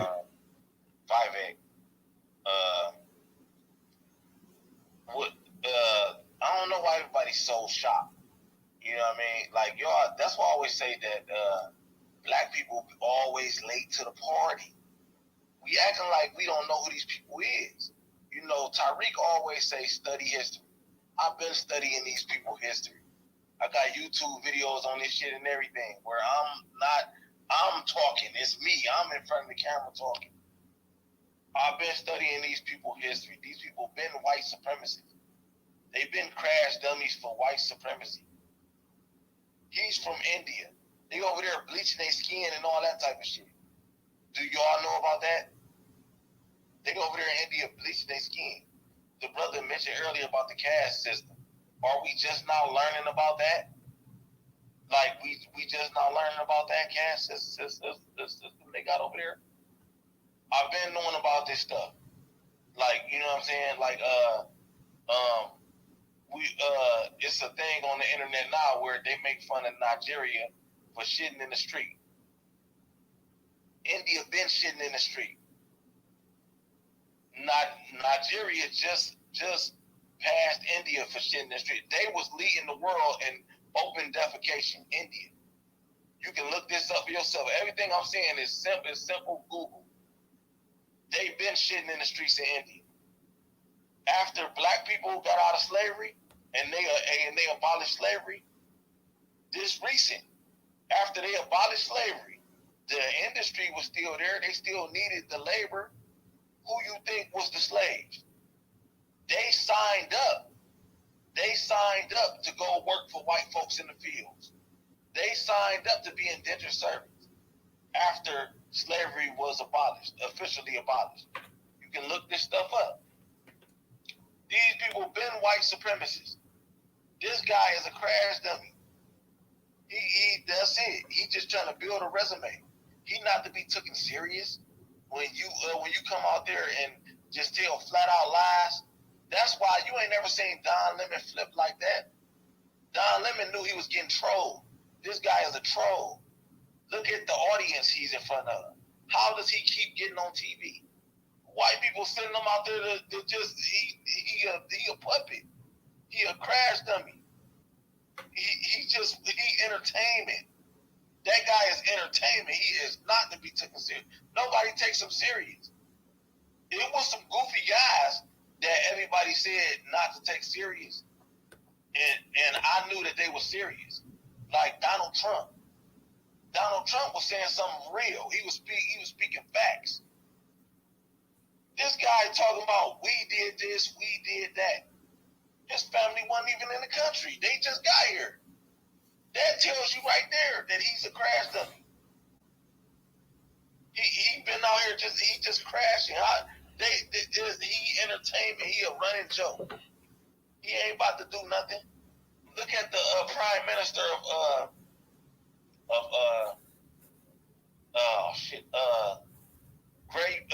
Great Britain. He's East Indian.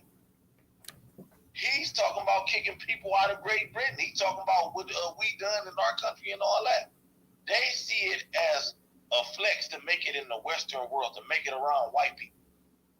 That's a flex in their community, to make it around white people, to go to a white country and secede. They don't want to be back there. They want to kiss white ass. White people understand that. They flunkies. Those East Indians, all of them is white supremacists. I land my plane, brother. I appreciate you letting me speak. All right. Thank you, Vovo. Let me go ahead and get to let me see. Mr. Engagement, I see you back. You ready now? Yeah, man. I was making a meme, towards that whole Gavin Newsom thing.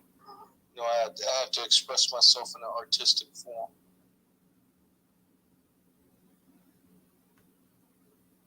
Okay. Did you want to speak, or are you good? Yeah. I wanted to talk more about this Gavin Newsom thing. I really think that it is very disrespectful that this man is doing political theater with our ancestors' crime. So I really think that we should be thinking of like a protest or even a guise of a partition or something to that effect, to let it know that what he's doing is not like appropriate or not tolerated, I think. And the guys, I just don't know how to structure it at the moment. But I really think that there should be some type of immediate reaction towards it.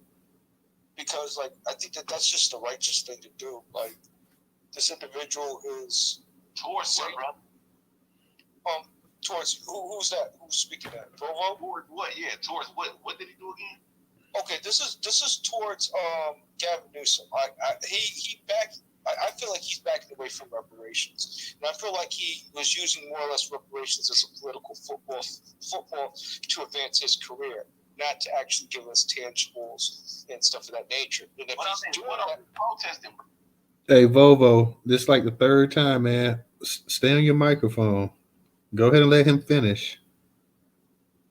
Go ahead, Mr. Engaging. We're protesting as individuals that are using our ancestors' situations and whatever that might be to advance their agenda. You might not like it, but that's how they did us with Obama, and that's how we got in Obama.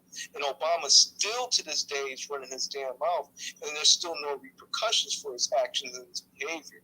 I really feel like having these individuals running around like this and not having a proper having a propaganda bill or something to even make them force them to even into reparations. I think that these are very underhanded but realistic tactics now. Because he put himself out there. If he wasn't really for reparations, then don't build a task force. Then don't do any of that stuff. But what you're not going to do is build a task force, and then when you get the results that it's intended for, try to can it. That's something that white supremacists do. You know, and I've been in spaces where they have done that to people such as myself. When it's something that's beneficial of Negro Black American people, they like to can it or confiscate it or ban it or make it or conceal it, you know, if you get where I'm coming from. So, like, no, I'm not really cool with any of that. So, yeah, that's what I mean by all that for Volvo. All right. Thank you, Mr. Engaging. Let me go ahead and get to Leon, and then we'll get to the DJ and Professor. Anybody else that wants to speak, by all means, come on up here and request the microphone, and we'll let you get it in. You got it, Leon. I'm gonna go back to the Ramaswamy guy.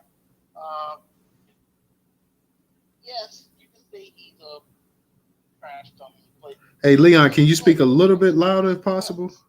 they get to it. Hey, Leon, can you speak a little bit louder if possible? Oh, hold on a second there. I'm gonna switch off here.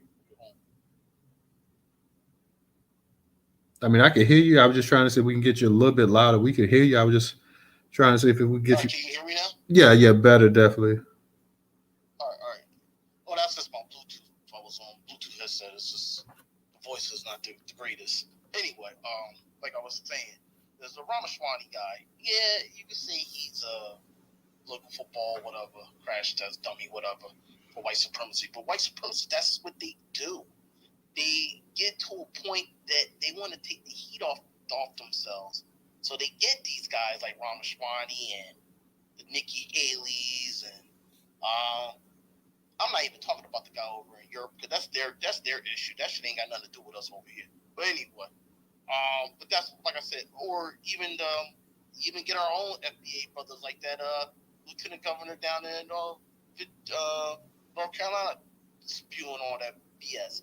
That's what they do. They get these crash test dummies to run the agenda, so it doesn't look like it's constantly coming from them, even though we know it's them. So just to let you know, man,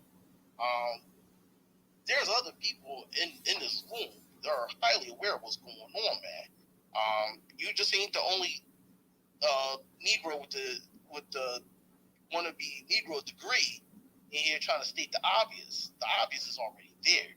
It's just that we ain't expressing it as much as like you are doing it, but we already know what's going on. And if we don't know what's going on, a lot of us in here are waking up for our brothers and sisters to let them know what time it is. So you ain't the only smart nigga in the room there, my friend. And I'll land there. Hey, I mean, the thing about The thing about this, the skin bleaching, I mean, we said that the other in a couple of spaces ago about the colorism, how it was skin bleaching all throughout the world, not just in the black community as well too. We know about the caste system in India. We know about the anti-blackness they have over there. So I mean, as you said, Leon, I don't think simply because calling somebody out because they're actually a token for white supremacy, even though they may come in a melanated version, calling them out on their BSs, just letting them troll us or whatever. I mean, I guess we shouldn't say anything, just pretty much let them say what they want to say and like, okay, well, it is what it is. What they doing, Newstoter, the white supremacy is only putting them on stage to troll us. That's all they're doing. But we already know that. Does it get tiring? Yes, it does get tiring. But it's not new. That's an old tactic. They've been doing that since Obama. And here's the thing about it. Generally, black people don't call these people out. For years, black people sat up here and let people in the Latin community, people in the Asian community, people in every other community just sit up here and say all kind of insulting things. Let other black people and throughout the black diaspora come and say whatever they want to, call you Yankee and call you a Carter and call you this and call you that. Now in 223, and for the past few years when black people been clapping back, it's like, oh, well, Jesus, what are y'all talking about? Like, y'all not supposed to be like that. They told us that you niggas was welcoming mats, that we could just walk all over you and leave our footprints and y'all just sit up there and take it. Oh, what do you mean that you created all these music forms? I thought it was everybody else's music. So the fact that the black people now clapping back a little bit or checking them, and Don Lemon of all people to check somebody, I don't really see the issue with it or whatever. I mean, if more people come out talking stupid, they deserve to get checked as well too, whether they trolling or not. They'll troll their ass back. If you want to sit up here and you want to, and I was told this as a young child as well too. If somebody wants to get stupid with you, I mean, if you have no other choice but to get stupid back, then you got to get stupid. If somebody wants to get crazy, then you have no other choice but to get crazy and get just as crazy as they're gonna get as well too. I can meet you on whatever level you want to meet on. You want to talk stupid and act dumb, you want to stick your chest out or whatever, after a while, black people done walked away. The best thing is always told to go ahead and walk away if you can avoid a problem. But sometimes you can't avoid problems. Sometimes you have to meet it head on. So you got the Republicans and you got Democrats putting their puppets up here, giving them power and stuff. And we seen people like Bobby Jindal, and we seen some of these other Indians that came up in here talking stupid, talking reckless. We see some of these Negroes that come over to this country, like the one up there in Michigan, the African dude sitting up here talking about he gonna get rid of Black history because Black history is divisive and there's only one history. And your people had absolutely nothing to do with the formation of Black history in this country. And not only that, Black History Month is celebrated all throughout the world because of Black Americans. Not everybody wants to talk about Black History Month. So you want to sit up here and act stupid and act dumb. You want to get around a bunch of white folks and smile and show your teeth, as the old people used to tell us, sitting up there showing your teeth, showing how white they are. You want to talk stupid? Okay, well, we talk stupid too. So that goes for Eddie and everybody else sitting up here running their mouth, sticking their nose in black business. They got them they got them a platform, and Fox and the rest of them blowing smoke up their ass so they can sit up here and talk dumb. And now when Negroes clap back on them, they I didn't. And unfortunately, not enough black people in power clapping back. That's the real problem. If you start having some of these entertainers and athletes and some of these people that's in politics, some of these NAACP and Urban League people and the Black Caucus, if they were the ones really clapping back at people like that, it would really make a real impact. If they started clapping back, putting people in their place, letting them know, hey, you disrespecting Black history, you disrespecting Black culture, you disrespecting Black people, we're going to check your ass. If you stop going to these East Indian shops, getting Slurpees and all the other dumb stuff, then they would kind of understand. If you stop going, eating rat, cat, dog, and all the rest of this stuff from these little restaurants, they would understand. But no, we still ain't hit these people where they really need to understand that. So yeah, until we really start really straightening people, because they hadn't been really straightened yet. They getting a little glimpse of it.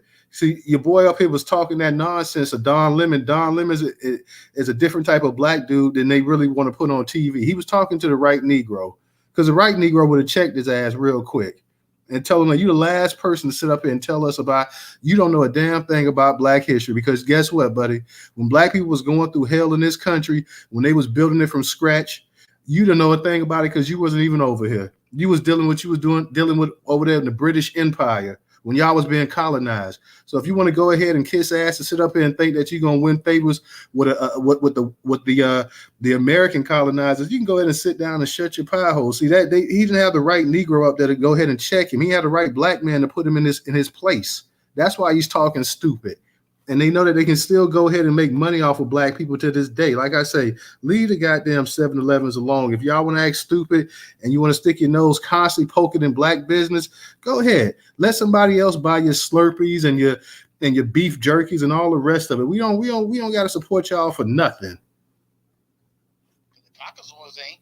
The Caucasoids ain't. You know they ain't. They won't. Go ahead, Professor. Go ahead and I know you had your hand. You and DJ had your hand on Volvo. We're gonna get back to you too. So go ahead, Professor. Let me say this, family, because it's just something about these folks, man. Every time I see one of them, and I see plenty of them around here now, buying up gas stations and hotels, but I'm gonna say something about these folks, man. You know, I hope it don't shut down Newstoter space here, but you know, hey, family. Just got to speak the 100 truth with all of y'all, right? Because it's the black family. So we're going to keep it 100, right? Every time I get around one of these people, they smell like damn curry and goat mixed together. And musty. I mean, these motherfuckers be musty all the time. See, then you got some nerve to come speak on our issues, see? But you always musty as hell. Musty, I don't know what it is. Just curry and gold and then you throw cologne on top of it.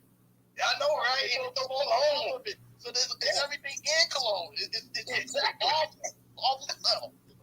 So these folks have some nerve coming up over here trying to hop on our issues and trying to hate on us. And this is why when I look at ones like this Vivek, Salami, it makes me sick to my stomach because they catering exactly to just who you know it is, which is the white supremacists, because that's what these folks are known for doing. We already know this. That's one thing for sure. We're not surprised. Black America is on to everything, so we're not surprised by any of it. We know everything that's going on around us. Now we've been asleep. We have been asleep for a long time, but Black America is alive and kicking, baby, and we know what's going on around us.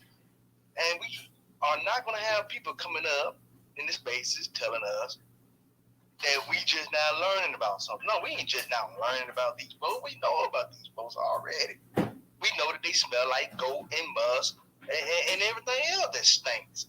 That's right. We know all about that. So, family, with that being said, like Total just said, we really need to stay the hell out the gas stations that they own. That's right. Go to the ones that you know that are American-owned gas stations. Don't go to those folks' gas stations. I try to stay away from their gas stations, to be honest with you, because there's been times I have gotten gas from those folks, and man, it be water up in my tank. See, I'm trying to tell you, man. They cheap too, by the way. You ever go to their bathrooms? Hell food, yeah, man. Everything nasty as hell up in these gas stations, man. But anyway, family, I didn't mean to get off the topic. We got to get it back to where we need to get it to. I'm gonna land my plane right there and let the WPI do his thing. Okay, real quick, let me give a shout out to Black Pressure too for his contribution on Cash App as well too. DJ, you got it. I see Stephanie. I see you came up here. I'm gonna let you go ahead and get in a second as well too. Phoenix, you're gonna come back. Volvo, I got you back. Oh, I see no taxation. She got her hand up here, so I'm gonna go ahead and get her up in there as well too. Go ahead, DJ. Hey, let the ladies go. Go ahead, Sister Tax or whoever came up. Go ahead. Okay, let me go. Stephanie actually was first, so let me go ahead and get to Stephanie. Then I get the no taxation, Phoenix, and then I get the Volvo. Hey, good evening. Thank you for having this space. I don't call Swami Salami because I like salami, but he's nothing more than a con artist. That's why I call him that. And you got to look at it from a religious aspect too. In their culture and in their religion, they look at there's a god, because they believe in so many gods and goddesses. Their demons and deities are black. Okay, so of course they're gonna look at us as the worst thing they've ever laid eyes on. That goes for Islam too. The God is white and the devil is black. Catholic religion, the devil is black.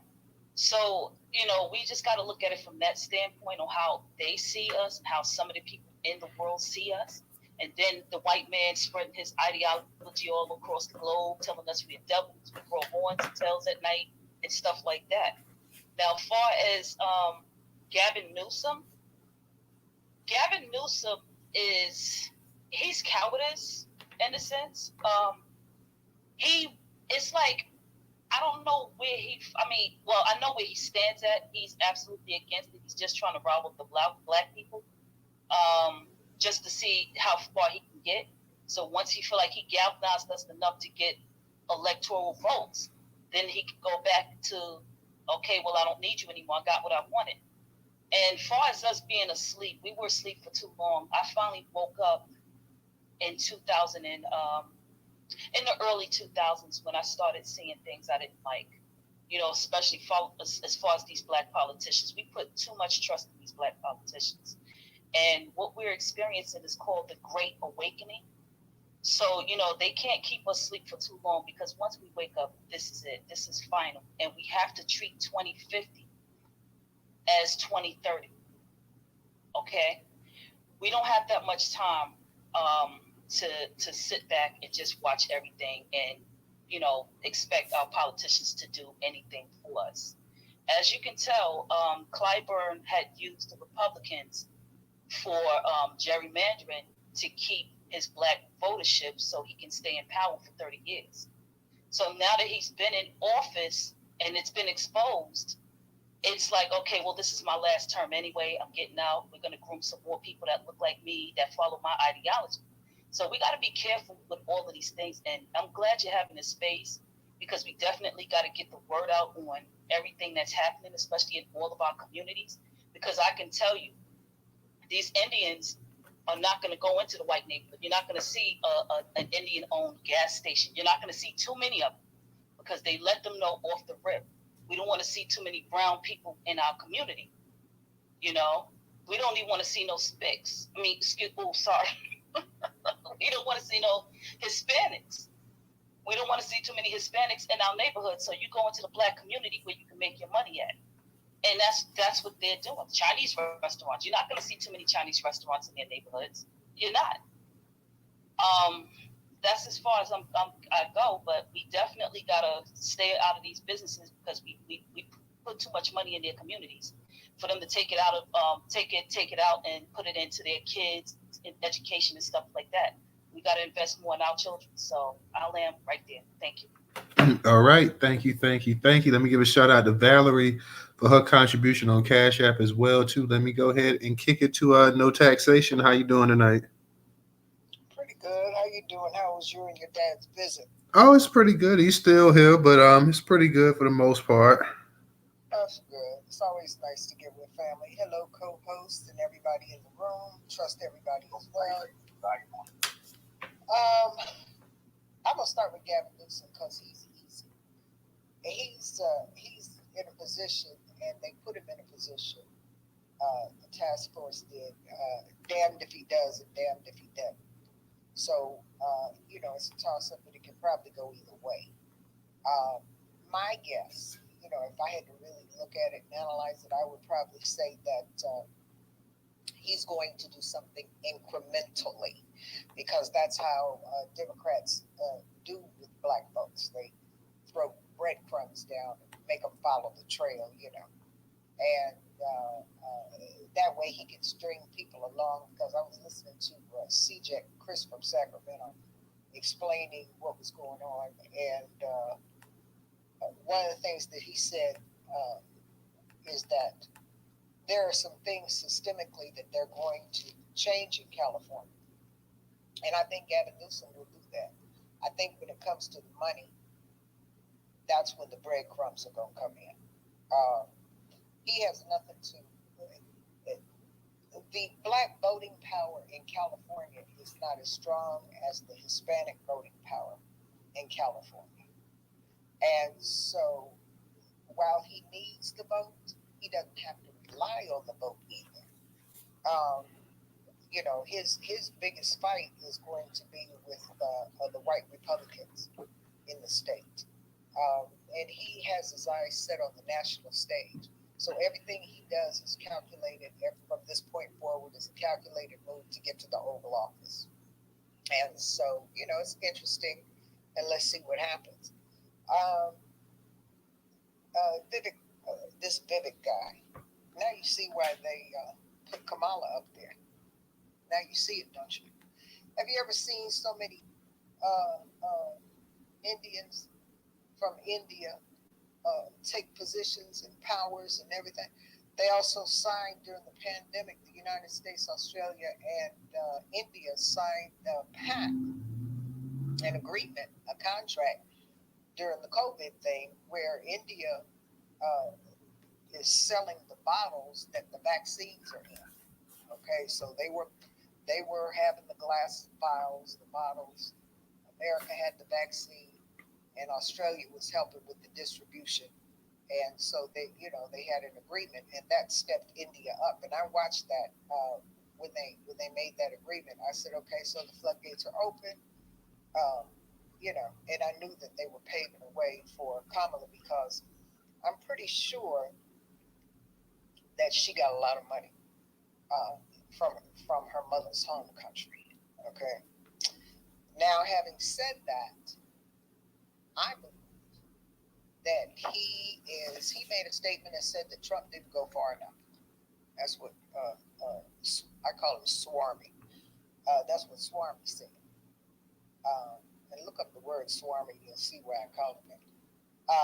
And so I put something in the chat, and I said, I read the article, and here's what I want to say. I said, pay attention to the very last sentence. The very last sentence says, and it came from one of his professors. He always comes to class ready to argue. He likes arguing. So that much we know about it, okay? We can say that about it because that came from one of his professors. But the other thing is, and Trump likes to argue as well. So I think he's patterned himself after him. I don't think he wants to go into the Oval Office, and I'll tell you why. Because you have to give up a lot of your assets. And so I don't think he wants to sign his stuff away and hope to return after the Oval Office because he already has the kind of connections he needs, and he's on his way to making the very serious money. I think what they're doing, the GOP is doing, is paving the way and allowing big money spenders. Because if you remember, Trump lost a lot of his donors after that January 6th thing. The casino man. I'm talking about big money. He lost big money donors. And so I noticed that he's replacing them with, they're big money donors, but they ain't got no casino money, And so I'm watching it, and here this guy appears from out of nowhere.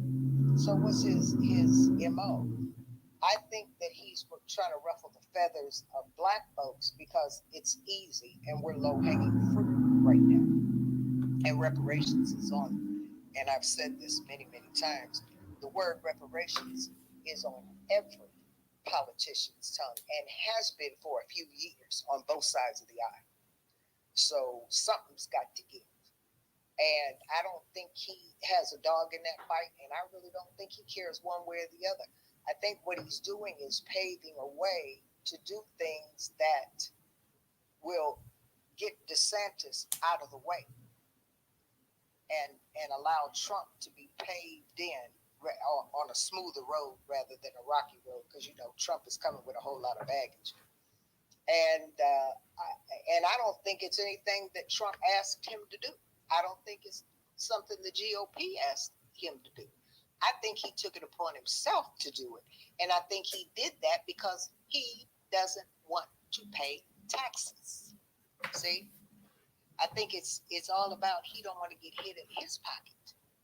And so he decided to open up his mouth, because when you have that kind of money, you know, that's what you're concerned about.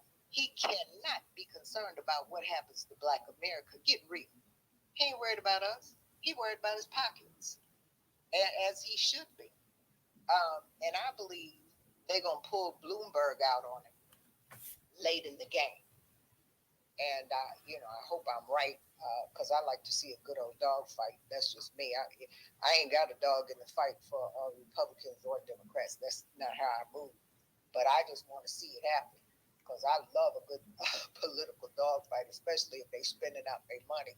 And he can't out-money Bloomberg.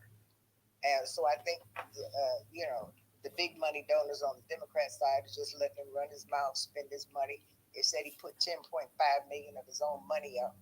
And I think Elon Musk is going to prop him up as well, because he's getting ready to do a new rollout where you can speak your tweets and talk to people with your voice as opposed to writing your tweet. And I think he's doing that. So, you know, like I said, I think they're trying to pave the way for Trump to have an easier way to the Oval than what he's been having. And then Trump, you know, like I said, he's coming with a lot of baggage. And people want to know who he's going to pick, because he's the front runner, and he's, you know, that's going to be the nominee. And it's going to be between him and Biden. We might as well just say it now. And I think it's going to I don't think he wants to be vice president. I don't think he wants to have anything to do with the Oval Office. Excuse me? Yeah, I don't know what happened, but go ahead. Finish up no taxation. No, I'm just saying that this off topic. Vivek, I'm talking about Vivek. That's off topic. That's off topic. Man, go sit down. Anyway, yeah, I don't think he wants to get into the Oval Office. And I don't think he cares anything about what's going on with Black folks. I think what it is he's paving the way to make a smoother run for Trump. I believe that. Go back and read some of the stuff they're writing about him. And if you see what I see, let me know. Not you, Bobo, because I know you ain't going to see it. That's it. Hey, no taxation. When you get a chance, check your DM as well too. All right, we'll do. And thank you for coming up to speak tonight as well, guys. And listen, we get somebody else to go over there and subscribe to the YouTube channel. It's the fourth on the left-hand side. Listen, we can get some more people to go ahead and subscribe to that YouTube channel. Also, for those that want to make a donation or contribution on Cash App, if you even have $1 that you'd like to contribute, like I say, we would definitely accept it. $Newstoter, Newstoter. Newstoter is the largest Black-owned, Black American media curation platform today. So if you have $1 that you can spare and donate, please, it is greatly appreciated. Let me go ahead and get to real quick. Matter of fact, Vovo, I'm gonna let you go ahead, because you've been coming off the mic quite a bit tonight, bro. Like, I know normally now when somebody comes off the mic and say something while you talking, you get upset. But tonight you came off the mic on four different occasions. No, I was just saying that this stuff was off topic. It just ain't about Trump, is it? No, but she was tying it to, because this guy's running for president, and she's just basically saying that he's basically just trying to be a obstacle in the way of DeSantis. So she was trying to tie that in together as well too. So it wasn't, she was able to go ahead and still use his. Who now? Bloomberg, is the space about Bloomberg? No, she was talking about the actual Indian guy, Vivek. You know that he's running for president. And she was saying that basically he has no chance, so he just basically that'll be just an obstructionist basically for DeSantis. Keep up, try to keep up, baby. But It's just a lot of nonsense, bro. Like sometimes people just get to rambling on and on, and they be going on and on and on. She wasn't really tying it in, but y'all gonna go back and listen to it. And we're going to see. What's rambling is when you say that we should be waiting on reparations. That's rambling to us. That's it. Okay, real quick, guys. Just raise your hand, because I'm going to go ahead and let Volvo go ahead and get it in real quick. So shout out to you, DJ, for your contribution on Cash App. But go ahead, Volvo. And we're gonna go ahead and let you get it in. And I see Queen B, she's up here. I'm gonna get to you as well too, Queen B. But go ahead, Vovo. Yeah, they just I don't even know what it's like. They trolling me or they just ain't getting. I never said I said let's wait and see what he said. These people want the money tomorrow. They want the money tomorrow. They want it, but they want it to hit like a Social Security check. They want it at 2:00 tonight. They is not even listening to nothing I said. They just wrapped it up. Y'all ain't been paying attention to the task force. You haven't been watching it. They even said months ago the earliest time that we could expect the check would be 2024. That's what they said. They said that 3-4 months ago. They supposed to do make the decision in June 2023. I said this several times, and if you've been paying attention, you would already know that. Who's they? I'm kind of confused on that. Real quick, Leon, go ahead and let him finish up. Go ahead, Vovo. No, that's a fair question. No, that's a fair question. That's a fair question, brother. But no, if I'm keeping you on your mic, then I want to try to keep everybody on theirs too. So go ahead. I mean, if he asking a legitimate question and I'm explaining something, it don't. That's what we're here for, to learn, and we're here to teach. He's trying to follow the story that I'm giving him. So he's not trolling me. He's saying they. He asking who was they. The task force said this. This is what do you think? Like, these people are very smart people. Trust me, these people are historical people. We are alive today while these people make their history. These people gonna be in textbooks and shit like that. Like, these people are fighting for justice. These are our freedom fighters of today. People ain't paying that. These people ain't no idiots. These people that's doing this shit, this is very thought out and planned. No, you're not about to get a check tomorrow. I'm sorry. It's not about to happen that fast. This is a very complex situation. So when the brother, when I ain't even gonna call him brother, because we don't even know who these people is for real. I can tell a lot of y'all ain't studied y'all lineage. I mean, y'all look, come on here and say I know my lineage. We don't know who y'all is. A lot of these people that's on here, we don't even know if they black, brother. You don't know who these people is. You know what I mean? They just on here talking, just rambling on and on and on. A lot of these people ain't searched their lineage back to 1870. Not on topic. That is on topic. I'm talking about why we should let them wait. I mean, why we? That is off topic. Sorry. All right, you right. I land my plane though. If you're right, you're right. All righty. All right, y'all. Everybody, like I say, stay on your microphones as well, too, guys. And Bob, I'm gonna just say this real quick. We understand that checks aren't going to be cut, tomorrow. I mean, I think everybody understands that. What I was saying was that Newsom could come out and say, "Hey, I support cash reparations," or I don't. Like I don't know, In June, brother, in June 2023. June 20.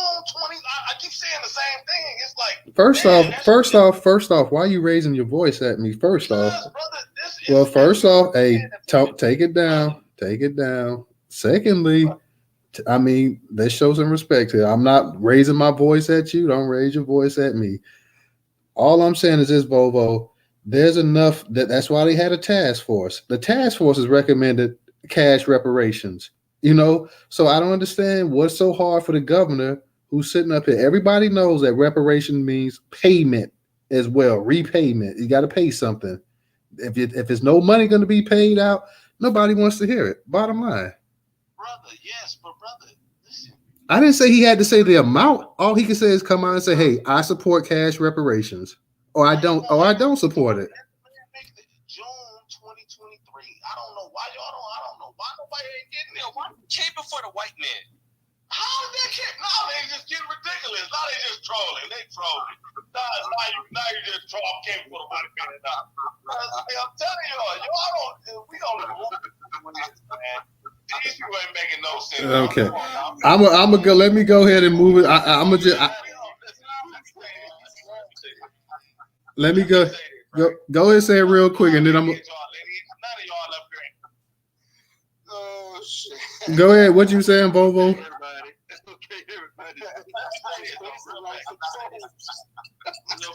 Real fast. This Bezos lost control. Y'all ain't fresh all in this back. Hey, Tony, who was dancing line, man? Tony, who was dancing line? Hey, yo, my bad. Yo, I ain't even know my mic was on. Hey. All right. Let me get the sister Queen B. Let's get some more feminine energy up here as well too. Hey, let me jump in there real quick, and then I'll let sisters go real quick. Since I let the sisters go, hold on. I will just say this real quick, man. Bobo kind of undefeated in these spaces, man. Yeah, some of the stuff he be saying is kind of going over your head like a Wu-Tang person. Here's why. When Talon said, it's not that we need a study to know that we are deserving of reparations. We need to study to make sure whose name on the check could date their ancestors back to 1870 or prior. That's all he said the whole time. He didn't say anything else other than that. So Talent said the same thing, but they said it in a different way. And I got to agree with that for the simple fact, you already know, if y'all heard that Haiti sister the other day saying that they should get reparations too. I don't know if y'all heard that, yo. Real rap, yo. And she was going in. Real shit, you know what I mean? On us. So it's like, hold up a minute. Majority of these folks that are out here are political pundits of these democratic cities. They are other, yo. They right here in New Jersey. I tell y'all all the time, Roscoe Baraka, man.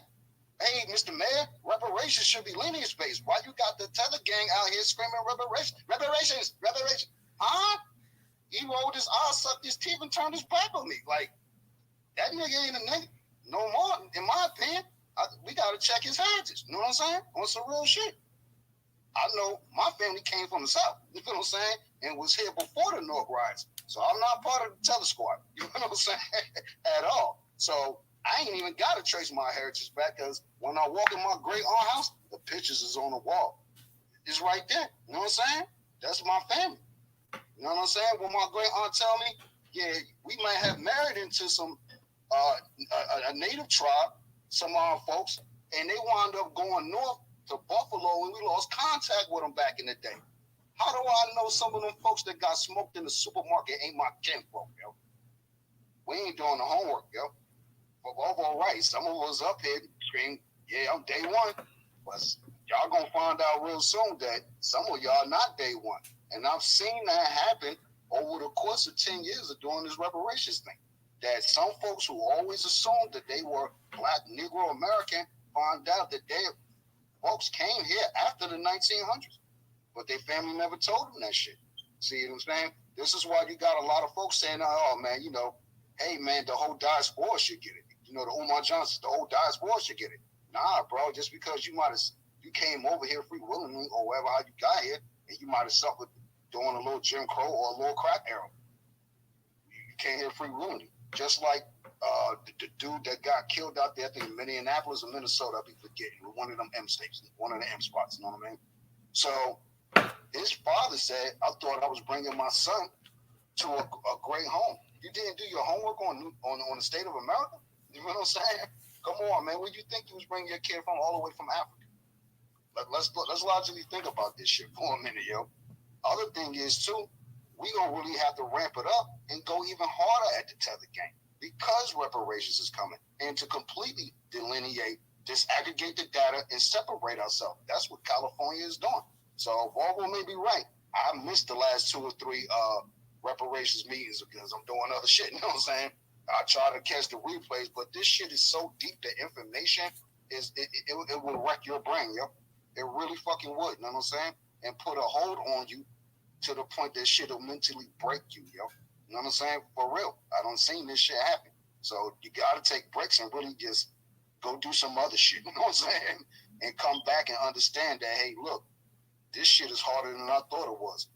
The person that told me that before anybody was a Haitian brother, my landlord, yo. But he like an uncle to me. He said, you going to get into this? It's going to be harder than you think. And he just reminded me of that shit the other day when I was showing him something. He said, I told you. You know, he was like, I said, damn, you're right. You know what I'm saying? This shit getting thick. It's getting tougher and tougher and tougher. So Gavin Newsom, he pretty much like Sister, the Reparationist Perspective on YouTube. Go look that up. The Reparationist Perspective. She got 300 videos surrounding reparations. She from out there in California, and she always saying Gavin Newsom is trying to fucking play us. He hanging in the carrot over our head to try to hold off the state California reparations so he could run for president and say reparations and look what I did so far for the people of California, but nobody got a check yet. And the Vivek, coon, I can't even call him a coon. The tether coon, excuse me. Shout out to Don Lemon, you know what I'm saying? That's our bro, even though he be, sandblowing sometimes, you know what I'm saying? But he was on call like a motherfucker that night, you feel what I'm saying? Don't ever fix your mouth to say anything disrespectful about my people without checking in for us with us first. And we don't care what we say about you. We the original kings and queens of comedy. Y'all Indian booty scratchers. You already know what it is. If you want this verbal fight or a fisticuff, you can bring that on too. We really don't care. So you're only doing that to suck off the white man cock. We already know that. Because, and Professor is right, I agree with everything you're saying. Yeah, a lot of them jokers do stink back in the 90s. Man, you just had to hold your breath on the PATH train to go to New York or coming back from school and shit. I mean, hold your breath, nigga. You know what I'm saying? Your life depend on this shit, nigga, to ever smell again if you don't. You know what I'm saying? Because that's how real it was, yo. They don't believe in deodorant. They also let the ones that own stores and shit, they let their people run around here and just pull them rats out and just have rats running around. I know that because I live behind the store. You know what I'm saying? When the mayor came down on them motherfuckers, they was upset about that. They be selling our people fake cigarettes. They sell stale food. When you go into their little dollar stores, you got to check the date on the package. Matter of fact, just don't even go there. You feel what I'm saying? Just continue to support with anything that's American. And if start finding out even if they own these franchises, that's important too. We got to stop, pretty much supporting everybody. We got to find out a way to buy black, own black. That's the only logical way moving forward. So Vivek, use a fucking tether cone. Don't ever speak on our people again. You CNN, you ain't shit either. You the Klan News Network. Hey, let's chill on the language, y'all. Let's chill some of the language. Yeah. My bad. You the Klan News Network, CNN, Klan News Network. You know what I mean? And you fired Don Lemon because of the conversation he had with the Vivek coward dude. He's a coward, yo. Why would we even have to acknowledge somebody that, like Don said, it ain't black? But a lot of us missed the point with the tether cone said. Oh, why I gotta be about race? Because you made it about race. That's why, fool. You know what I'm saying? It's really that simple. And I've been tagging this joker Vivek for the longest. Come up in this space, bro, so we can verbally just put the pressure on you and break you. You ain't winning no campaign. We gonna make sure we do everything in our power to make sure you don't get not one vote, unless it's coming for your tether people. And yeah, just to continue on what Professor said, no, they still number one, Professor, in the world. How you take a dump in your own sacred waters and you go around bathing? You bathe the animals in it, the babies in it. Y'all nasty, man. And then you got the nerve to come over here and talk about we violent. That's some violent stuff. You spraying diseases. You spraying the doodle coat all over the planet, man. Yo, remember that, DJ? You spraying the doodle Remember coat. that? They were making urine and poop, and it was on themselves. And then we got these folks handing in the COVID vaccine. Man, if you shoot yourself with that, you got to be the food of the year. Straight court jester, all-time record. You know what I mean? Oh, yeah. Go ahead, man. Okay, I'm gonna get it to Queen Bee, but let me say this part real quick. Nobody's sitting here saying that. We're saying whatever requirements they come up, whatever they feel is needed to go ahead and verify somebody and make them eligible for reparations. I don't see the big deal with somebody saying, hey, either I support cash reparations or I don't. We know the check ain't going to be cut tomorrow. We know it ain't going to be given out, but it's simple. If you support it or you're going to pass it or whatever, or do you support cash payments? Yes or no? It ain't got nothing to do with this person came here in 1900 or this, because based off of what California said, it's not going to be just based off of simply if you were a chattel slavery and stuff, because they put all kind of different things in there as well too. So whatever your requirements are, simply, do you believe Governor Newsom? Do you believe in cash reparations? Now, if you got to wait a whole year to find out if you believe in cash reparations, I'm tending to think that maybe you don't believe in it. If it's got to take 6 months or 7 months, either you believe in it or you don't believe in it. It's that simple. Yeah, I believe that the descendants or slaves, or I believe people that was over police, or I believe people that experienced this from 1900 in California, whatever, they're entitled to cash payments. Either they believe in it or they don't. It's simple as that. So I don't really see the big, hold on, Volvo, because you keep coming off your mic tonight, bro. I don't see the big issue with the governor saying that. He's saying, I got to get all this information. I got to get all that. Well, you got a task force and you got all kind of people and this and that doing different things, doing the research. and everything else. And not only that, let's be for real. White folks consider themselves the greatest bookkeepers in the world, the greatest historians in the world. So they know exactly every tragedy, every injustice that went down in California. They know exactly all of this stuff. If these people can sit up here and tell you how old they think the universe is, if they can tell you how old they think the earth is, when mountain ranges was formed, when the ocean was formed, this and that, when the Milky Way took place and all this other stuff, I'm pretty much sure they know what happened in California the past 150 some years over there. So let's just be honest. Either you support it or you don't. You support cash reparations or you don't. So sitting up here saying, well, this person might be a Haitian or this person might be from North Africa or this person, what in the hell does that have to do? Either that person is eligible for it or not. But for the people that are eligible for the actual reparations, do you support cash payments? All the other stuff, like you said, and he may, and like you say, Angela was saying that he may be trying to go ahead and get it started so he don't have to do it so he can run for president. Well, then that means he's not, if he's trying to do all that, he's trying to maneuver or whatever, then he must not really be serious about the whole reparation thing. It's just another political game, like the title says, that he's trying to shit on people. So A, you believe in cash payments, or B, you don't. It's no C, it's no middle ground. It's I'm not sure and this and that or whatever. Yeah, I believe that you should be, because I guarantee you, if this was a bunch of Jewish people sitting up here, he would already gave his answer. He would, it wouldn't have took well, we believe in it. Yeah, they're entitled to it. They're gonna get it. Yeah, they're gonna get millions of dollars. They deserve it. They're gonna be a protective class and all that. When it comes to black people, it's always, well, I don't know, maybe we'll see. Give us a little bit of time, and we got to sit around. We got to put our heads together. We need a think tank, and we got to see if we can do an Indian dance and create some rain to come in the desert in the Grand Canyon. All kind of BS. Yes or no, man? Do you believe in cash reparations or no? All this I need to wait and see, and this and that or whatever sounds like hogwash. On that note, let me kick it to Queen B. Can I ask you one question, brother? What, brother? Do you understand the plan? This was already a plan, brother. It was a time limit set. What do you think? So, brother, he can't simply say, I believe in cash reparations or I don't. He's got to mull over all the information. What does he have to mull over? Either you're going to pass reparations or you're not. And if you pass it, then if you're going to pass it, then you got to either believe in cash reparations or you don't believe in it. Newstoter, I got a question to him and to you both. Like, my thing is this. Well, hold on. Because we got Queen B, she's waiting here patiently. We got Miss T. But brother, I'm just saying, you the news, brother. You gotta. He's mulling over. This is a plan, brother. This is a real plan. They are following. If you've been following this since the beginning, this is all planned. This is all planned. They not just popping up at certain places in California just cause. This has been a plan. This is a structured plan they doing. He's supposed to make a decision June 20. That's part of the plan. Okay, you right, Volvo. You got it. Queen B, go ahead and unmute your mic. I'm sorry, was Phoenix before me? No, you actually you're up next. You got it. Okay, all right. So hello, Newstoter and DJ and Professor. It's been a couple of days, I guess, or maybe a week or so since I've been in one of your spaces. So thank you for allowing me to come to the stage. As far as Gavin Newsom, I mean, there's not really much more I can say that hasn't already been said in the time that I've been in the room. I would just basically just add to,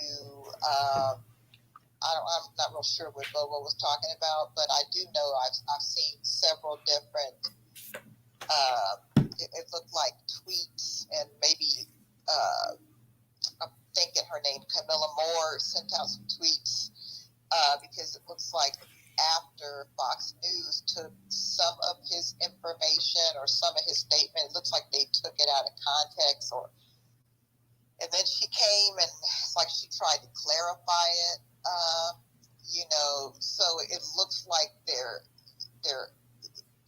he's going to be thinking about it. He hasn't made a decision against it. I don't know, but anyway, I would just say he's a typical politician, and that's what he has to do to get votes. And I know the percentage of Black people that live in the state of California is very small. It's not a lot of Black folks living out in the state of California. It's So I'm not real sure what his political calculations are, if he's going to be relying on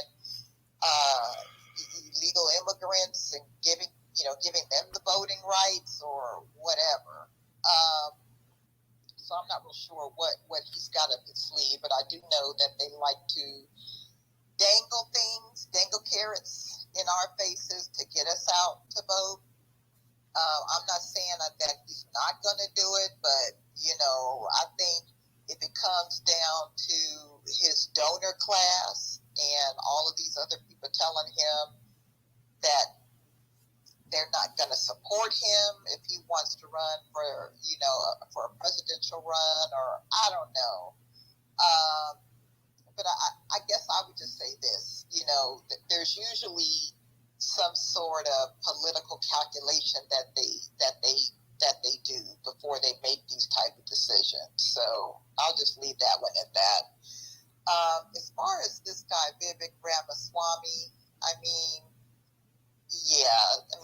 the guy, he's a Brahmin Indian, so he's coming from this caste system mentality.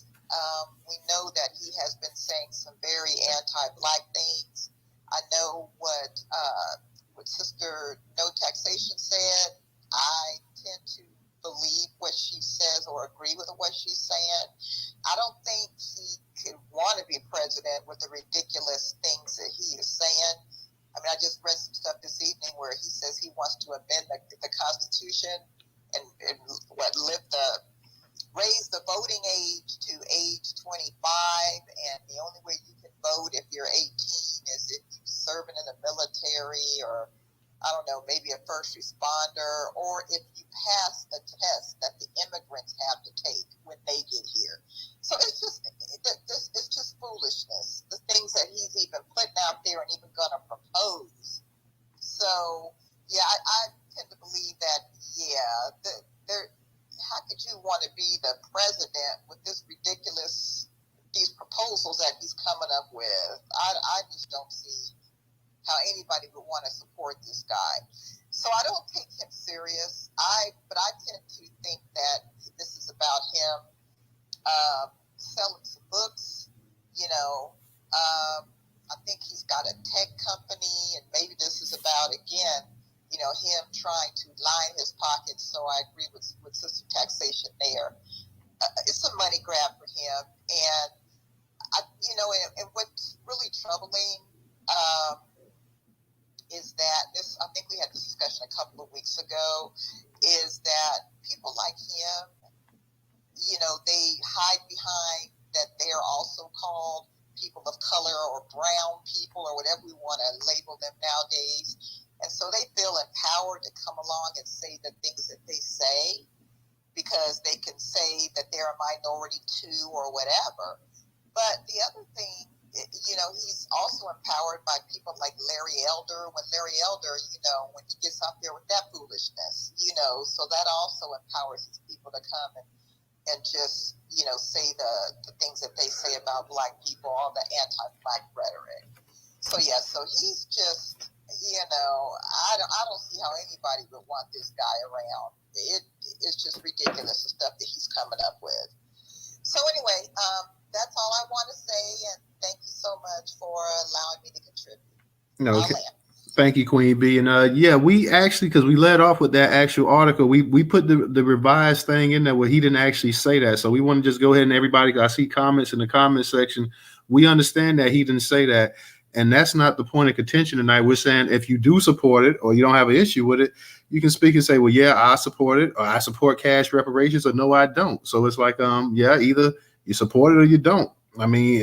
We understand it has to pass through the House and the Senate and the state. We understand that. We know that the governor himself can't make it pass, but at the same time, do you support it or do you don't? So that's just pretty much where we're at. Like, if you support it, fine. If you don't, then let people know. And I know, well, we got to see this, got to see that, got to see that. Here's the thing. When a politician supports something, they don't have to say anything. They already know what they support and what they're willing to go for. Now, they may not tell the public that, but they already have an idea exactly how they feel. They have a certain stance on something. Miss T, I know you were next, so go ahead and unmute your mic. Hey, Newstoter. I thought Phoenix was before me. No, we're getting to the new speaker, so I'm gonna go ahead and let you get it. Okay. Well, I'm glad you did address that because it was just, it was a lot of spaces went up last night with that Fox article running with it. And one guy, Clarence, who I used to have a lot of respect for, even said he posted it because he wanted to make people upset and start calling Gavin's office. And it hasn't even made it to his desk. It's first got to pass. They got 120 people in their House and Senate.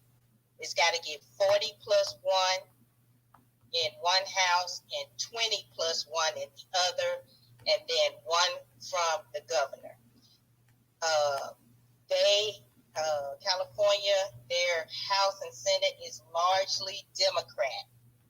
I think they may have maybe out of that 120 members, they may have 15 that are Republican, and Phoenix, you can correct me on that. But I think they only have 10 that are Black. So you have a lot of Asians and Latinos in there. But one thing I do know, Dr. Shirley Weber, who is the author of AB 3121, has a lot of weight. She has a lot of influence, and she's very well respected. So I know she's behind the scenes working deals.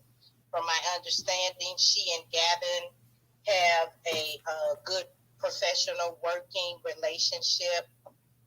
And there is a calculator, guys, to determine, because everyone is not going to get the same amount. And I believe the calculator is on Camila Moore's page.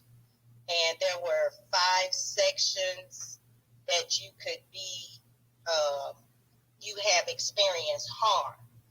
And then you plug in your information, your numbers or whatever, and it gives you an estimate on the amount of reparations that you as an individual would receive.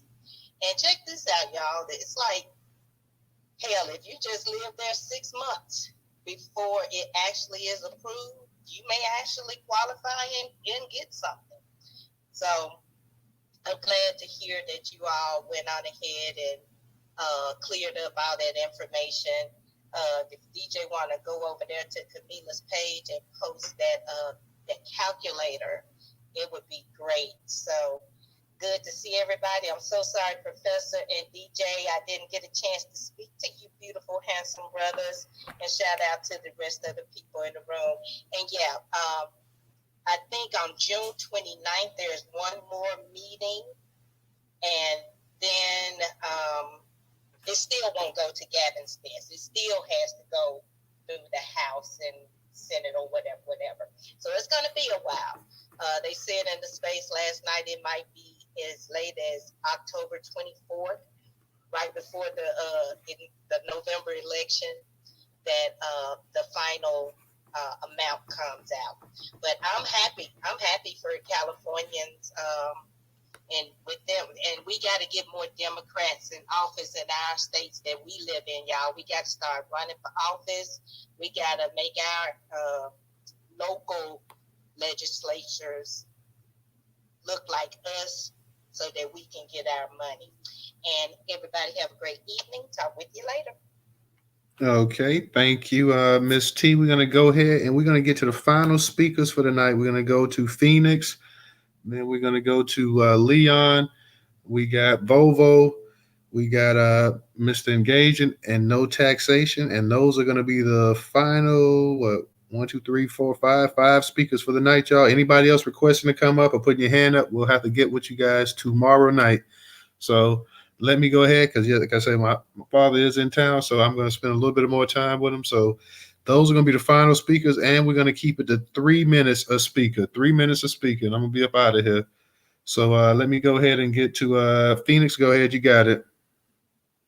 Thank you, Ms. T, for bringing the very simplistic clarity to to the situation. And I'm going to close out and just say this, and I don't need 3 minutes, but I am going to echo and keep echoing this. We got to tighten up, y'all. We will always be complaining. We'll always be begging for people to see things our way. Tighten up our code. Tighten up with our confidence about who we are, and I just want to point this out, and I'll swing it back around. Had Dr. Shirley Weber not been in the legislature and wrote this bill, AB 3121, we would not be having these topics today. I mean, these topics to talk about today. So my point being, we have to get in position. We have to be in position. We have to be in position so that we could be on CNN and talking about our reparations and what's owed to us and why, so that we can be on the mass media, letting the nation know and letting the world know who we are, what we've done, and what we're owed. So if we're not in those positions, we will not be heard on a mass scale. Yes, we have, we do our thing. We got to tighten up with how we spend our money. We have to tighten up with raising money to get our message out, i.e. billboards, things like that. So we just got to tighten up. We're tight, but we can be a lot tighter. And we'll see this thing moving forward in no time. It only took 2.5 to almost 3 years for California. So it can be done. It's just when there's a will, there is a way. And I'll land there. Thank you. All right. Thank you, Phoenix. Let me go ahead and get to Leon. Leon, go ahead and unmute your mic.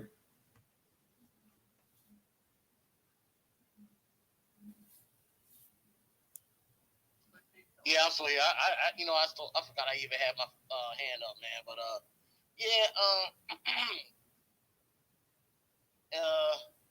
that was funny. Not funny, but DJ was hitting it earlier, man, when he was saying about sister reparations. She was calling it and saying this whole thing was a thing for Gavin Newsom to try to get votes to run, and I still think this is still going to affect him. If he decides to back out of this, since he knows that the reparations, as far as in the cash payments, look like it's going to come into fruition. Even though, yes, I agree. But it still has to go through the state house and everything before it goes on his desk. I understand that, but this will make him break him as far as getting the black vote if he is trying to seek a presidential run. So he better think very carefully how this ends for his sake. This could make or break his ambitions to move on outside of that governor's mansion. I'll land there. All right. Thank you, Leon. Appreciate it. Let me go ahead and get to Volvo. Volvo, go ahead and unmute your mic. Yeah, I'm gonna try to keep it under a minute. Let's just think of it like this. He's the teacher. He sent his task force out there to do the research, gather all the information. Then they got to put their paper on the teacher's desk. He's got to grade it and make the decision. So that's what all these task force meetings was about. That's what the voting on lineage was about. All this stuff was a plan. He's a plan. He picked these people, these very smart people. These people are very smart. These are history makers. He picked these people to go out there, gather the information, and then bring the information back to him. And then he's the man. He has to review it.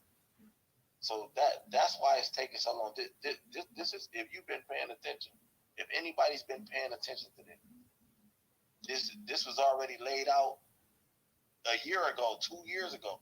Ever since I've been watching it, you know what I mean. Ever since I've been keeping up with it, you know what I mean. They said everything should be handled June 2023. I don't know. For me, I don't want them to just give me one part of it. Yeah, I support cash reparations. I'll be back. No, I want to to hear everything that he got to say. You know what I mean? Like, we got to stop being so triggered by these little articles and all that. Let's read the whole article, and then we should have enough discernment to say this is clickbait. This ain't nothing. This ain't nothing. When I seen it, I'm driving a big ass truck, flying around the road at 70 miles per hour. I said, you don't support me. I said, what's this? And then I clicked on it. I said, this I dismissed it immediately, and I'm halfway reading it, like, cause I knew it was nothing. I know what the plan is. They know what the plan is more than me. This their job to know that. So you know that they clickbait. You know what I mean? So let's stop being so triggered and stop letting everybody troll. We gotta start. We got to realize that's what a troll wants. A troll wants attention. They trolling us. They want to get a reaction from us, and we give it to them every time. Appreciate you letting me speak, brother. I'm gonna drop down. All right, appreciate it, Volvo. Let me go ahead and get to Mr. Engage, and Mr. Engage, and go ahead and mute your mic. Hey, good afternoon and good evening, family. Yeah, I wanted to comment on a couple of things. When it comes to things that's dealing with the collective, I think it will be in our best interest is to actually look at it from a collective perspective instead of an individualistic perspective. That's the first thing. Second thing I want to make evident is about this whole the viewpoints that were being shared. One of the things that I am heavily against is white people's involvement. White people are the ones that did kind of oppressed us. I meant. So therefore, them making pivotal decisions, I'm kind of really off put with that. I don't think that they should deserve their credit in this space in our history like that. Like, cut our check. That's all you need to do. Outside of that, that's all I care about. But I think that holding up them, and the main thing that I did want to get out was that the reason why people want to hold Gavin Newsom to a yes or no answer is because this also is something that he can't dodge, that we can, once he starts going on the campaign trail, we can start honing down and actually seeing how much is he really for this. But it has to start off with a yes or no. No different from like with the other communities, how they deal with these politicians per se. They have to make it a commitment first to something for us to even really take them seriously. Yeah, you put up a task force, but we want to hear you commit and say yes or no to this reparations task force to know if we're going to take you seriously from here on out.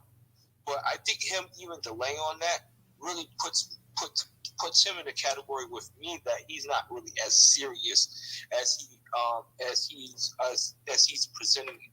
presents himself.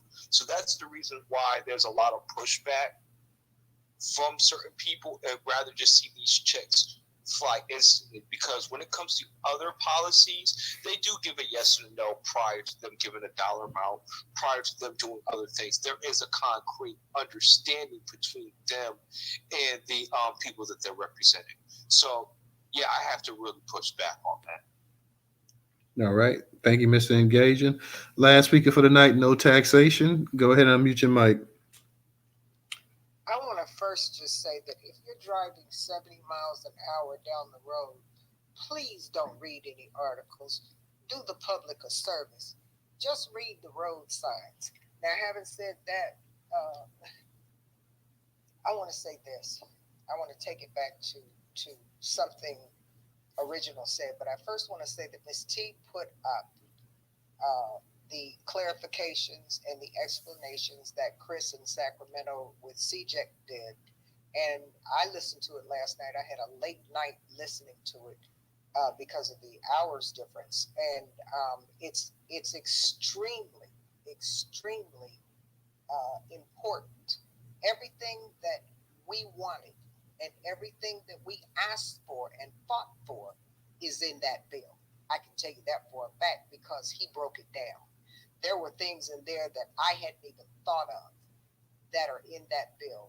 And if New York can repeat that, you'll have the West Coast doing their thing, the East Coast doing their thing.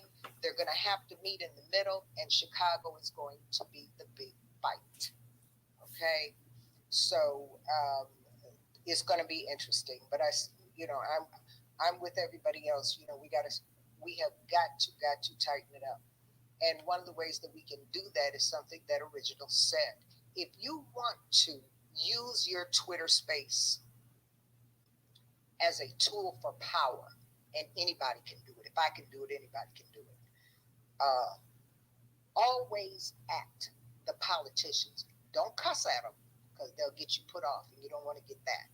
Don't, you can holler at them and everything else. Just don't call them names other than silly, stupid, ignorant, something like that. Racist, you can say all those things, but don't use curse words. Otherwise, they'll put you out, get you put out.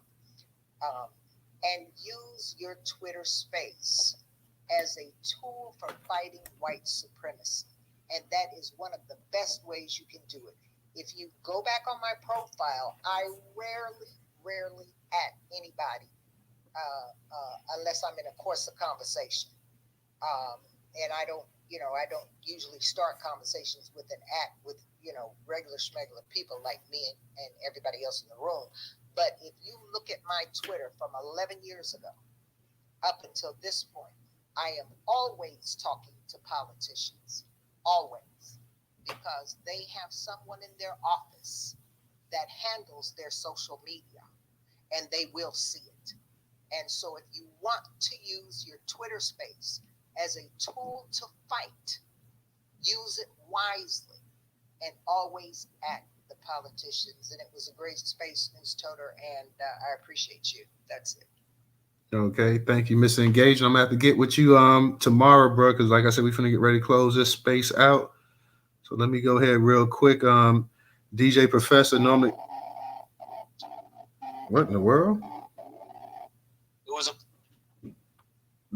That's your phone, Mr. Engaging? my bad. It's the Twitter. Okay.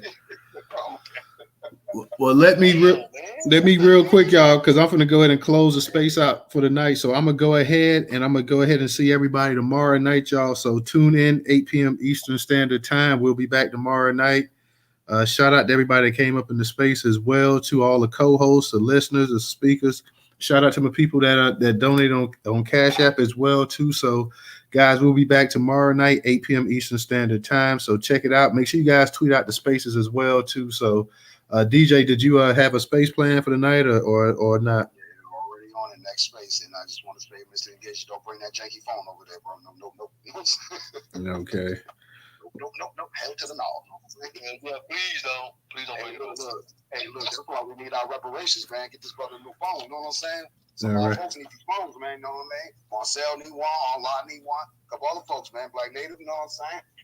Our people need these phones, man. Well, on that note, y'all, I'm gonna holler at y'all. So peace, everybody. Have a good night, and I'll see you tomorrow night, y'all. All right, Toto. Good night, man. All right, peace, y'all. Newstoter.com, y'all.